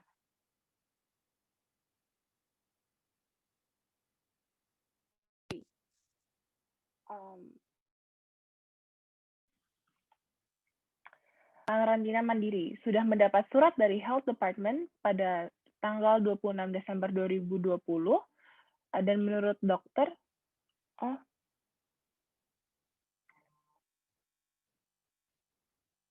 halo, mohon maaf, harus saya terdengar? Suaranya terdengar. Mohon maaf, tadi suaranya ada putus, saya lanjutkan lagi. Ya, ada pertanyaan dari Pinka Priscilla. Selamat malam, saya ingin bertanya, saya positif COVID pada hasil tes PCR swab tanggal 16 Desember, dan sudah selesai menjalani karantina mandiri. Sudah mendapat surat dari Health Department per tanggal 26 Desember 2020.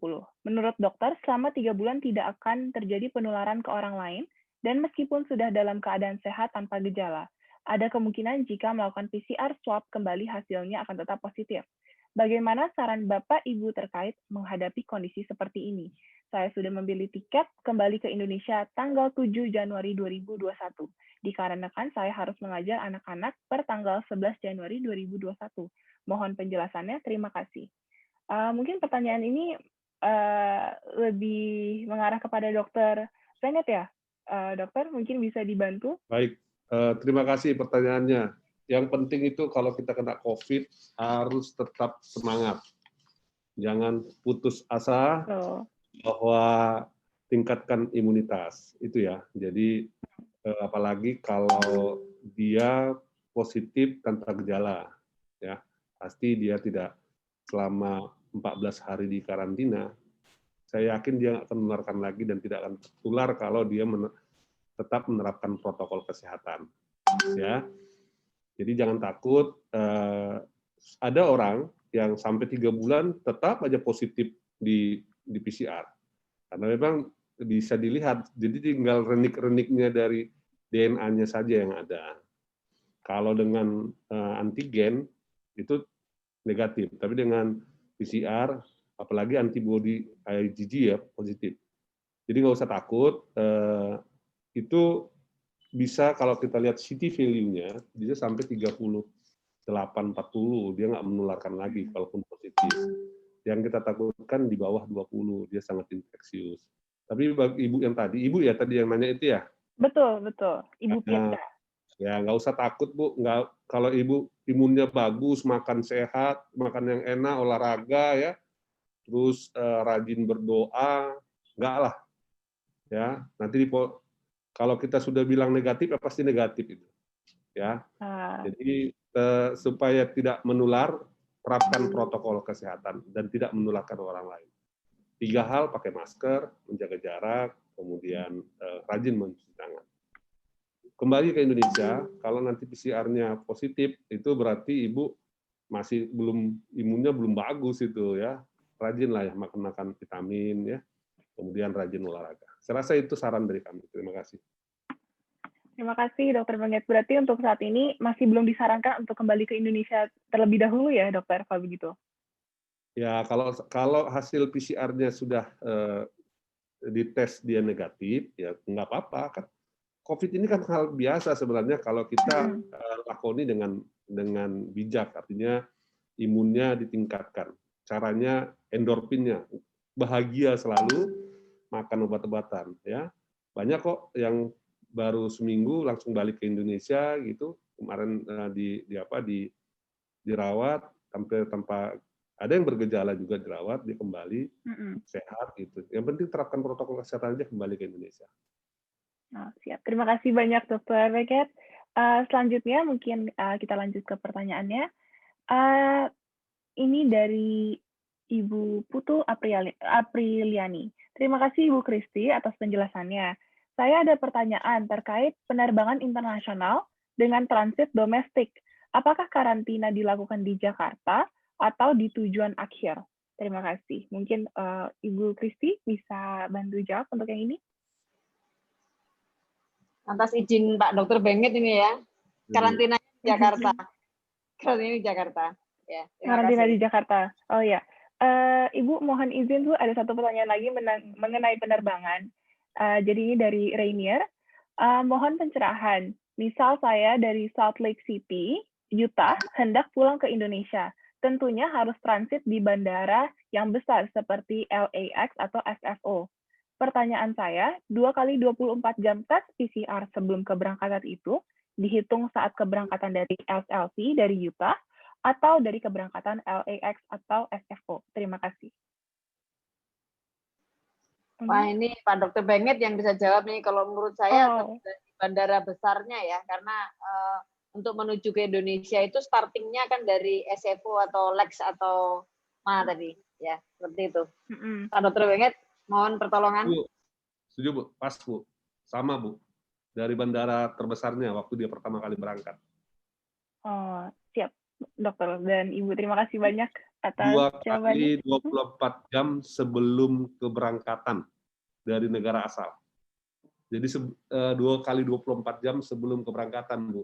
Jadi kalau dia transit, nggak apa-apa. Gitu. Tapi dihitungnya berarti dari bandara yang besar ya, Pak? Bukan yang dari yang domestiknya saja gitu. Oh, siap Pak, kalau gitu. Kami lanjutkan lagi. Ini ada pertanyaan. Dari Bapak Eko Arsyanto, bagaimana ketentuan apabila yang pulang setelah tanggal 14? Saya akan pulang tanggal 20 Januari. Apakah tetap harus 2 kali 24 jam?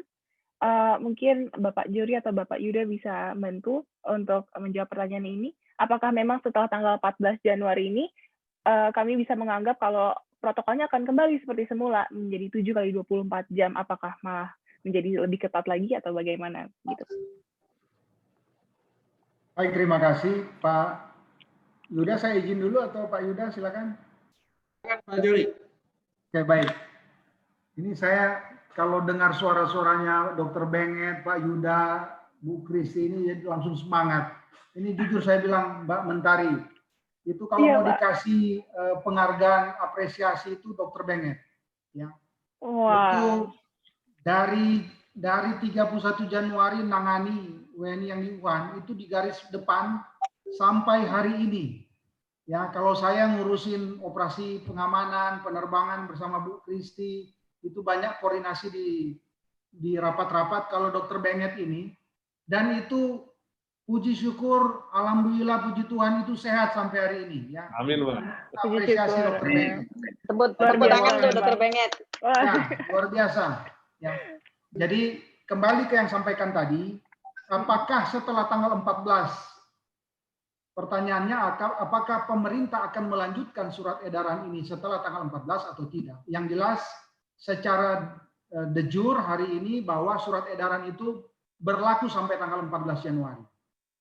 Nah, apabila dalam saya bilang tadi di perkembangan lingkungan strategis global maupun domestik terjadi memang penyebaran positif COVID, positif rate-nya itu bertambah, tidak terkendali, kemudian didapatkan varian-varian baru yang dibilang Dr. Benge tadi, dicek di lab itu dengan kedatangan dari luar negeri itu sangat signifikan, ya, dan yang lain-lain, maka bisa saja pemerintah mengambil perpanjangan setelah tanggal 14. Itu kan lihat situasi, itu yang kita bilang setiap hari kita menilai situasi perkembangan, seperti apa kita mengukur untuk melaksanakan pembatasan-pembatasan terhadap perjalanan orang yang masuk di wilayah Indonesia dalam rangka kita memprevent untuk imported case COVID-19. Demikian, terima kasih. Terima kasih Bapak Johri. Mungkin Bapak Yuda ada tambahan? Ya, sudah lengkap yang tadi disampaikan Mas Johri. Ya, pada dasarnya kita ini sedang menangani pandemi gitu ya, dengan tingkat perubahan yang sangat cepat. Tadi kami sampaikan varian B117 itu sangat cepat sekali, jadi tentu nanti SE4 ini adalah arahan dari rapat kabinet. Rapat kabinet nanti tentunya akan mereview kembali perkembangan terakhir. Ketika situasinya membaik, mudah-mudahan kita turunkan ya statusnya. Namun kalau tadi sampaikan Pak Johri, kalau statusnya memburuk ya tentu kita perlu memperpanjang hal ini. Mungkin mengambil kesempatan ini juga Mbak Mentari, kami lihat di room chat ada beberapa hal yang mungkin kita perlu pertegas kembali. Pertama, pengambilan sampel swab-nya itu ya. Jadi 2 kali 24 jam dihitung dari pengambilan sampel ya, dan sebelum jam keberangkatan. Ya, jam keberangkatan dari negara asal. Jadi tadi disampaikan oleh Bu Kristi dan Pak Benget, negara asal artinya tentunya titik terakhir keberangkatan internasional ya ke Indonesianya. Jadi bukan domestik di dalam Amerikanya. Itu pertama. Kedua, bagaimana transit di negara ketiga? Ya. Jadi kami menghitungnya adalah 2 kali 24 jam pada saat keberangkatan di titik origin negara asal. Ya. Jadi masa transit tidak dihitung. Jadi karena kalau dihitung ya pastinya negara-negara teman-teman yang ada di Amerika Selatan nggak akan bisa pulang. Betul. Seperti itu. Betul sekali, Pak. Nah, jadi kita menghitung 2 kali 24 jam keberangkatan dari titik origin. Ya. Titik origin internasionalnya ya. Sekali lagi keberangkatan internasional, bukan domestik di negara setempat. Kemudian yang perlu kita pertimbangkan juga, tadi Mbak Menteri juga sampaikan bahwa ini menjadi hak seluruh warga negara Indonesia untuk kembali ke Indonesia sesuai dengan Undang-Undang Imigrasi nomor 6 tahun 2011. Namun kami juga perlu menyampaikan bahwa undang-undang ini tidak berdiri sendiri. Kita juga perlu memperhatikan undang-undang yang lain, yaitu Undang-Undang 4 tahun 1984 mengenai wabah penyakit menular, Undang-Undang 6 tahun 2018 mengenai kekarantinaan kesehatan, dan Undang-Undang 24 tahun 2017 mengenai penanggulangan bencana. Ya, jadi kita perlu melihat berbagai macam aspek. Kami tadi mencatat di sini kesulitan utama teman-teman dari mahasiswa di US ini adalah untuk mendapatkan hasil tes PCR 2 kali 24 jam sebelum keberangkatan. Gitu ya. Nah, coba kita carikan solusinya. Yang menarik adalah kami mencatat ini, ada beberapa teman-teman yang menyatakan tadi, kami mencatat Mas Husnaini Abot gitu ya, ada fasilitas di Amerika yang bisa mempercepat tes COVID 1 kali 24 jam. Lalu Mas Gunawan ini ya dari St. Louis, ada yang tes PCR hasil the same day keluar. Lalu Mbak Pinka juga, Mbak Pinka Priscilla tadi juga menyampaikan di forum chat 2 kali 24 jam bisa dilakukan. Nah, coba kita explore. Artinya ada beberapa teman-teman yang bisa mendapatkan dan memenuhi persyaratan tersebut. Itu yang perlu kita upayakan ke depannya. Lalu juga ada beberapa catatan bagaimana kalau berangkat dulu ya, nanti hasil tesnya pada saat perjalanan. Ya. Sekali lagi peraturan SE4 harus menunjukkan hasil tes RT-PCR pada saat keberangkatan. Kita memiliki tanggung jawab, bukan hanya hak yang kita perlu kedepankan, tapi tanggung jawab kita, karena kita melawan wabah yang tidak kita kelihatan. Bayangkan sesama penumpang ketika kita melakukan long hour flight, kita tahu di sebelah kita tidak melakukan tes. Jadi dia punya resiko membawa COVID-19. Bagaimana perasaan kita? Pasti tidak nyaman. Seperti itu. Nah, oleh karena itu sejak awal menjadi tanggung jawab kita bersama untuk mengikuti protokol kesehatan ini untuk perlindungan diri kita sendiri, ya, dan memastikan orang lain juga mengikuti protokol yang sama sehingga semuanya terlindungi. Kami mencatat ada beberapa teman mahasiswa kita dari Kairo, ya, yang secara tidak bertanggung jawab, dia tahu tesnya positif, gitu ya, tapi somehow dia bisa take off. Ya, dia bisa take off dari Kairo ke Indonesia dan kemudian bisa terdetek di Indonesia. Bayangkan teman-teman ya yang dalam satu flight tersebut, ya, yang dalam perjalanan panjang kemudian tahu bahwa dia itu positif. Nah, ini menjadi tanggung jawab kita bersama karena kita menangani hal yang tidak terlihat. Ya. Kami di Kemlu gitu ya bersama TNI AU dulu pernah melakukan evakuasi dari wilayah konflik di Yaman. Ini ada Pak Sabto di sini. Ini Pak Sabto ini saksi hidup yang melaksanakan evakuasi di Yaman. Bahkan beliau sampai kena ledakan bom pada saat itu. Tapi itu kelihatan. Kita berhadapan dengan wabah yang nggak kelihatan. Seperti itu.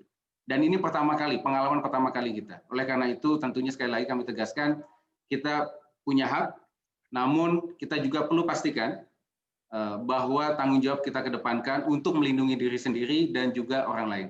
Termasuk juga tentunya keluarga kita yang ada di Indonesia. Terima kasih. Terima kasih Pak Yuda. Berarti memang itu ada undang-undang yang tersebut, tapi juga harus mempertimbangkan situasinya berbeda ya Pak, bukan seperti yang biasa yang kita hadapi saat ini. Ya, kita bisa lanjut ke pertanyaan selanjutnya dari Sofia Zahra. Salam, aturan untuk WNA dilarang masuk Indonesia kecuali yang memiliki kitab-kitab itu sampai kapan? Suami saya WNA ingin ikut saya mudik ke Indonesia, tapi tidak memiliki kitas. Apakah diperbolehkan masuk ke Indonesia? Terima kasih. Mungkin untuk ini Dr. Benget atau mungkin Bapak dan Ibu yang lainnya bisa bantu jawab? Pak Yuda bisa. Nah, Pak Yuda. Ya, enggak, Bu. Pak Yuda, silakan Pak. Ya, makasih pertanyaannya. Jadi sesuai dengan S4, sekali lagi ya, kita menghadapi situasi krisis. Oleh karena itu kalau kita melihat kenapa ada perubahan dari SE3 Addendum dan kemudian ke SE4. Ketika di SE3 kita hanya menahan kedatangan dari UK, pelaku perjalanan dari UK. Namun ketika situasinya memburuk, tadi kami sampaikan sudah 33 negara yang terdetek mengalami kasus COVID varian baru ini, maka kita tingkatkan pengetatan perjalanan tersebut. Sehingga di SE4 seluruh warga negara asing dilarang masuk. Kecuali, yang diperkecualikan adalah residen. Warga negara asing yang berstatus residen.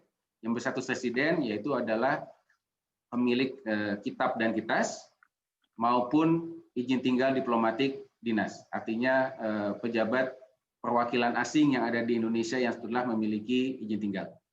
Jadi memang dapat kami sampaikan peraturannya seperti itu. Kami memahami terkait dengan family reunion itu ya, bahwa ada yang pasangan yang tidak memiliki atau kitab atau kitas. Namun memang aturan yang kita perlakukan bahwa saat ini yang berlaku adalah yang kita kecualikan bagi warga negara asing yang berstatus residen di Indonesia.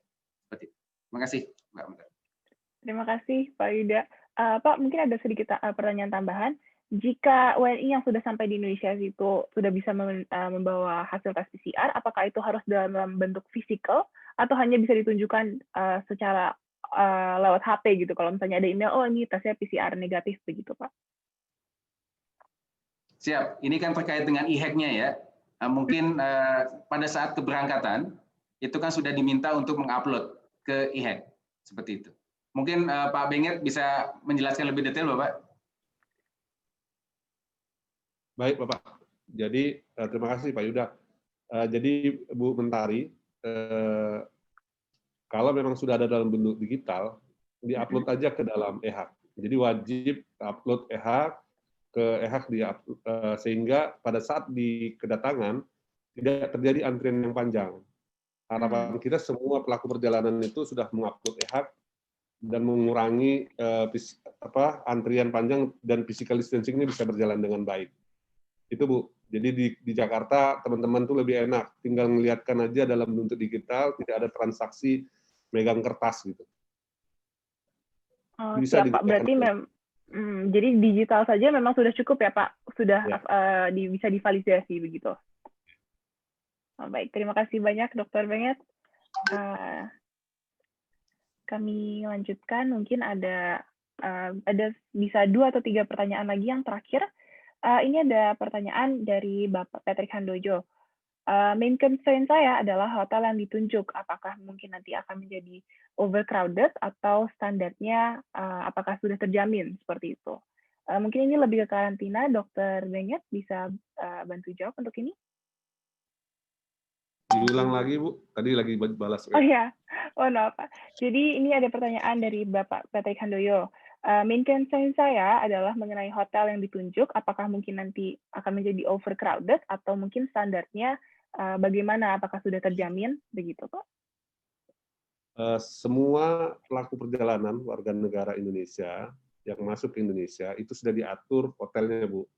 Jadi setiap penerbangan kita sudah ada list hotel, akan dibawa ke hotel mana, tidak akan crowded. Dan semua hotel yang punya sertifikat ISO ya, memuaskan yang dipilih. Jadi bukan hotel yang tidak memenuhi syarat protokol kesehatan. Siap, ya, terima kasih banyak, Dokter. Ada pertanyaan lagi, ini dari Wenda Novera. Saya seharusnya pulang tanggal 30 Desember.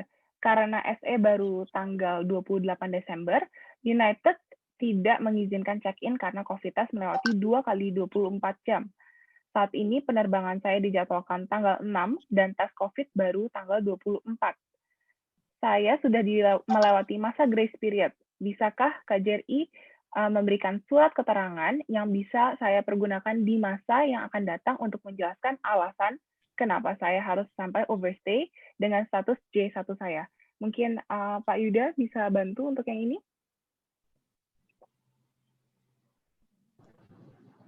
Mungkin teman-teman perwakilan mungkin ya lebih tepat. Tadi ditujukannya kepada teman-teman perwakilan. Oh ya, bisa dari teman-teman untuk yang KJRI memberikan surat keterangan untuk yang bisa digunakan untuk menjelaskan kenapa harus overstay visa J1-nya. Saya pikir ya teman-teman perwakilan tentunya bisa memberikan surat keterangan sesuai dengan ketentuan yang berlaku ya. Sebagaimana kita ketahui gitu ya, saat ini kita sedang mengalami COVID, Amerika pun sedang mengalami COVID seperti itu, dan warga negara yang mengalami stranded itu terjadi di semua negara. Ya, warga negara Amerika pun banyak stranded di luar, sama seperti warga negara kita yang stranded di luar negeri. Oleh karena itu kerjasama pengertian antara dua negara tentu sangat penting seperti itu. Kami sudah punya pengalaman dari beberapa negara semacam memberikan kayak tadi penjelasan ya kenapa kok harus tinggal lebih lama sehingga overstay seperti itu. Nanti mungkin dari teman-teman perwakilan bisa membantu memberikan surat tersebut bahwa hal tersebut terjadi karena sifatnya force majeure, bukan keinginan atau kelalaian yang bersangkutan. Nah, ini mungkin yang bisa kita dukung. Nanti mohon bantuan teman-teman perwakilan bisa juga berkomunikasi dengan counterpart otoritas di negara masing-masing. Mungkin ada teman-teman perwakilan, mungkin Pak Theo, silakan Bapak. Baik Pak Yuda, benar sekali yang dikatakan oleh Pak Yuda bahwa nanti dari KBRI akan menyampaikan diplomatic note ke Department of State. Sekaligus juga kita akan melakukan pendekatan kepada USCIS terkait dengan aturan di Indonesia yang memang lalu menjadikan mahasiswa Indonesia itu terdampak dan perlu mendapat kebijakan yang lebih lenient untuk mereka tinggal di Amerika Serikat. Segera akan kita buatkan teman-teman mahasiswa supaya itu menjadi peace of mind ya buat teman-teman mahasiswa juga. Terima kasih. Terima kasih banyak Pak Theo. Mungkin Pak Sabto ada sedikit tambahan atau?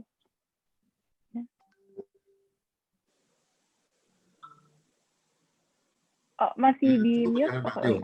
Prinsipnya kami khususnya dari KJRI San Francisco sesuai arahan Pak Dir tadi tentunya akan memfasilitasi teman-teman mahasiswa sekalian kalau memang ada kendala-kendala terkait dengan seperti tadi contohnya izin tinggalnya ya. Nanti tinggal menghubungi kami aja di KJRI San Francisco, bisa melalui hotline dan bisa juga direct line kami atau email kami. Terima kasih. Terima kasih banyak Pak Sabto. Pertanyaan tadi menutup untuk sesi tanya jawab hari ini. Para hadirin yang terhormat, tibalah kami pada saat di penghujung acara pada hari ini. Mohon maaf jika tidak semua pertanyaan bisa terakomodir karena terbatas oleh waktu. Jika ada pertanyaan lebih lanjut, bisa ditanyakan kepada Instagram kami, Permias Nasional, permias.nasional, atau kepada Instagram masing-masing kantor perwakilan. Untuk penutupan hari ini, kami mempersilakan Bapak Yudo Sangsoko, selaku Koordinator Fungsi Penerangan Sosial dan Budaya KBRI Washington DC, untuk menyampaikan kata penutup. Waktu dan tempat kami persilakan, Pak Yudo.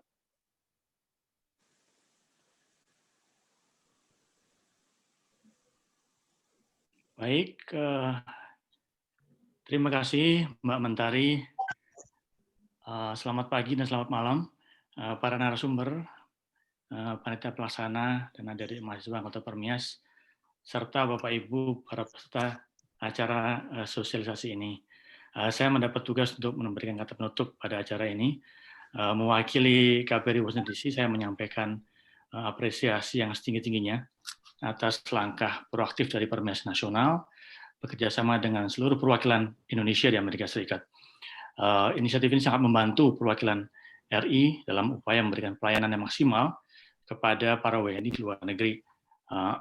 Tentu juga kami menyampaikan apresiasi yang tinggi kepada para narasumber yang tidak hanya berkompeten, tapi juga telah terjun langsung dalam penanganan dampak pandemi sesuai bidang tugas masing-masing.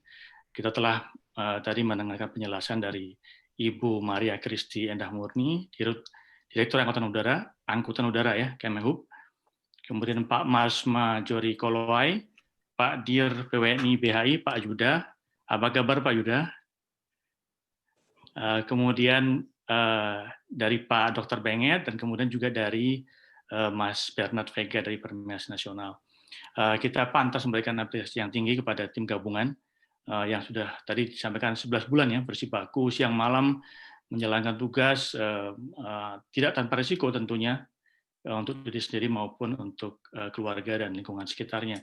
Mari kita berikan tepuk tangan semuanya kepada para narasumber dan tim gabungan dari seluruh kementerian terkait, juga kepada Permias yang telah sangat baik dan sangat aktif berkolaborasi dengan perwakilan RI Amerika Serikat serta dengan para komunitas Indonesia, diaspora Indonesia di sini sejak awal masa pandemi sampai sekarang dalam penanganan dampak COVID.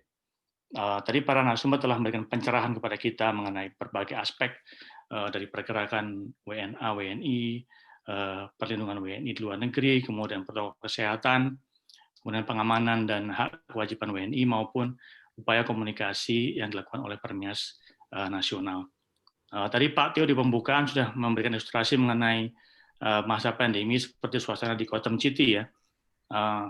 Tapi tadi dari penjelasan para narasumber kita melihat bahwa situasi pandemi ini sesungguhnya jauh lebih rumit daripada situasi di Gotham City. Dari skala dari magnitude-nya maupun dari dinamika maupun dari kompleksitas pandemi ini luar biasa.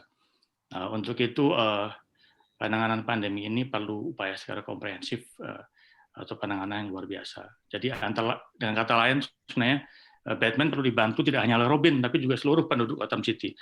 Artinya kita semua ini perlu kerjasama, perlu kolaborasi, perlu memahami bahwa kalau ada hal-hal yang kurang nyaman karena upaya penanganan ini, kita perlu memahami dan perlu menyampaikan ini bahwa ini situasi sementara yang dilakukan untuk kebaikan bersama gitu. Jadi apa yang dilakukan oleh pemerintah Indonesia itu dalam upaya untuk memastikan kehadiran negara di tengah situasi pandemi dan di tengah berbagai keterbatasan yang dimiliki oleh negara. Demikian, terima kasih juga untuk pertanyaan-pertanyaan yang sangat baik yang telah memperkaya diskusi kita pada malam hari ini. Mudah-mudahan hal-hal yang kita telah pelajari dan telah terima dari acara ini bisa kita tularkan, sampaikan kepada teman-teman semua yang tidak sempat mengikuti acara malam hari ini. Demikian Mbak Mentari, terima kasih sekali lagi. Mudah-mudahan acara ini memberikan manfaat yang sebesar-besarnya bagi kita semua. Terima kasih. Wassalamualaikum warahmatullahi wabarakatuh. Salam sejahtera untuk kita semua. Terima kasih banyak Pak Yudo atas kata penutupnya. Sebelum hari ini kami mengakhiri acara hari ini, izinkan saya untuk foto dulu terlebih dahulu ya. Jadi ini ada 9 page. Mohon kesabarannya Bapak Ibu sekalian. Oke, saya akan foto page pertama. 1, 2, 3. Page kedua. 1, 2, 3. Yang ketiga, mohon maaf. 1, 2, 3.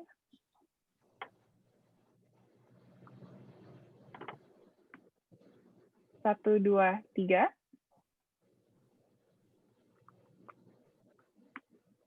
Satu, dua, tiga.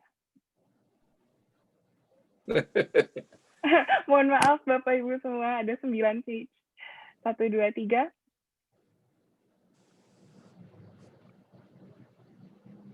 1, 2, 3. Dan page yang terakhir, 1, 2, 3.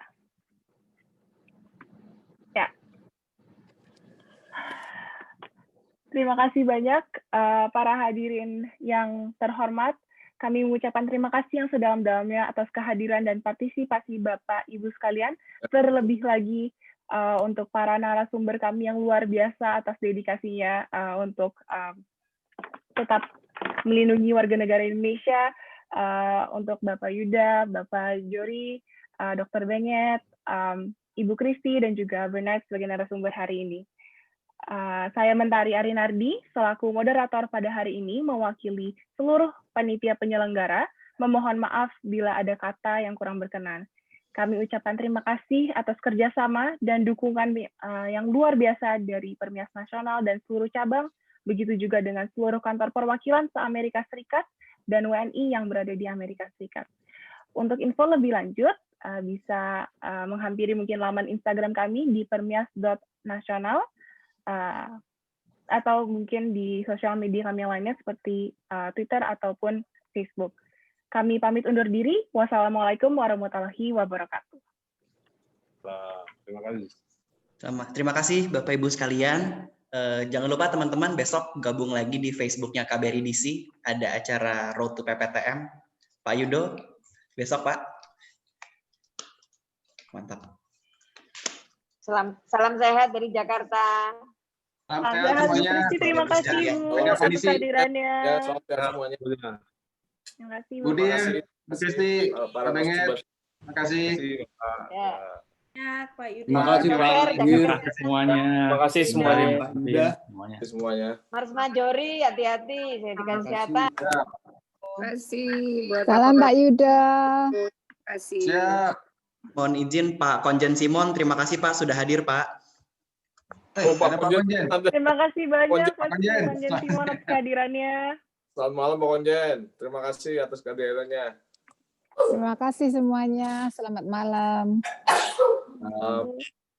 Selamat malam semua. Terima kasih Pak Yuda.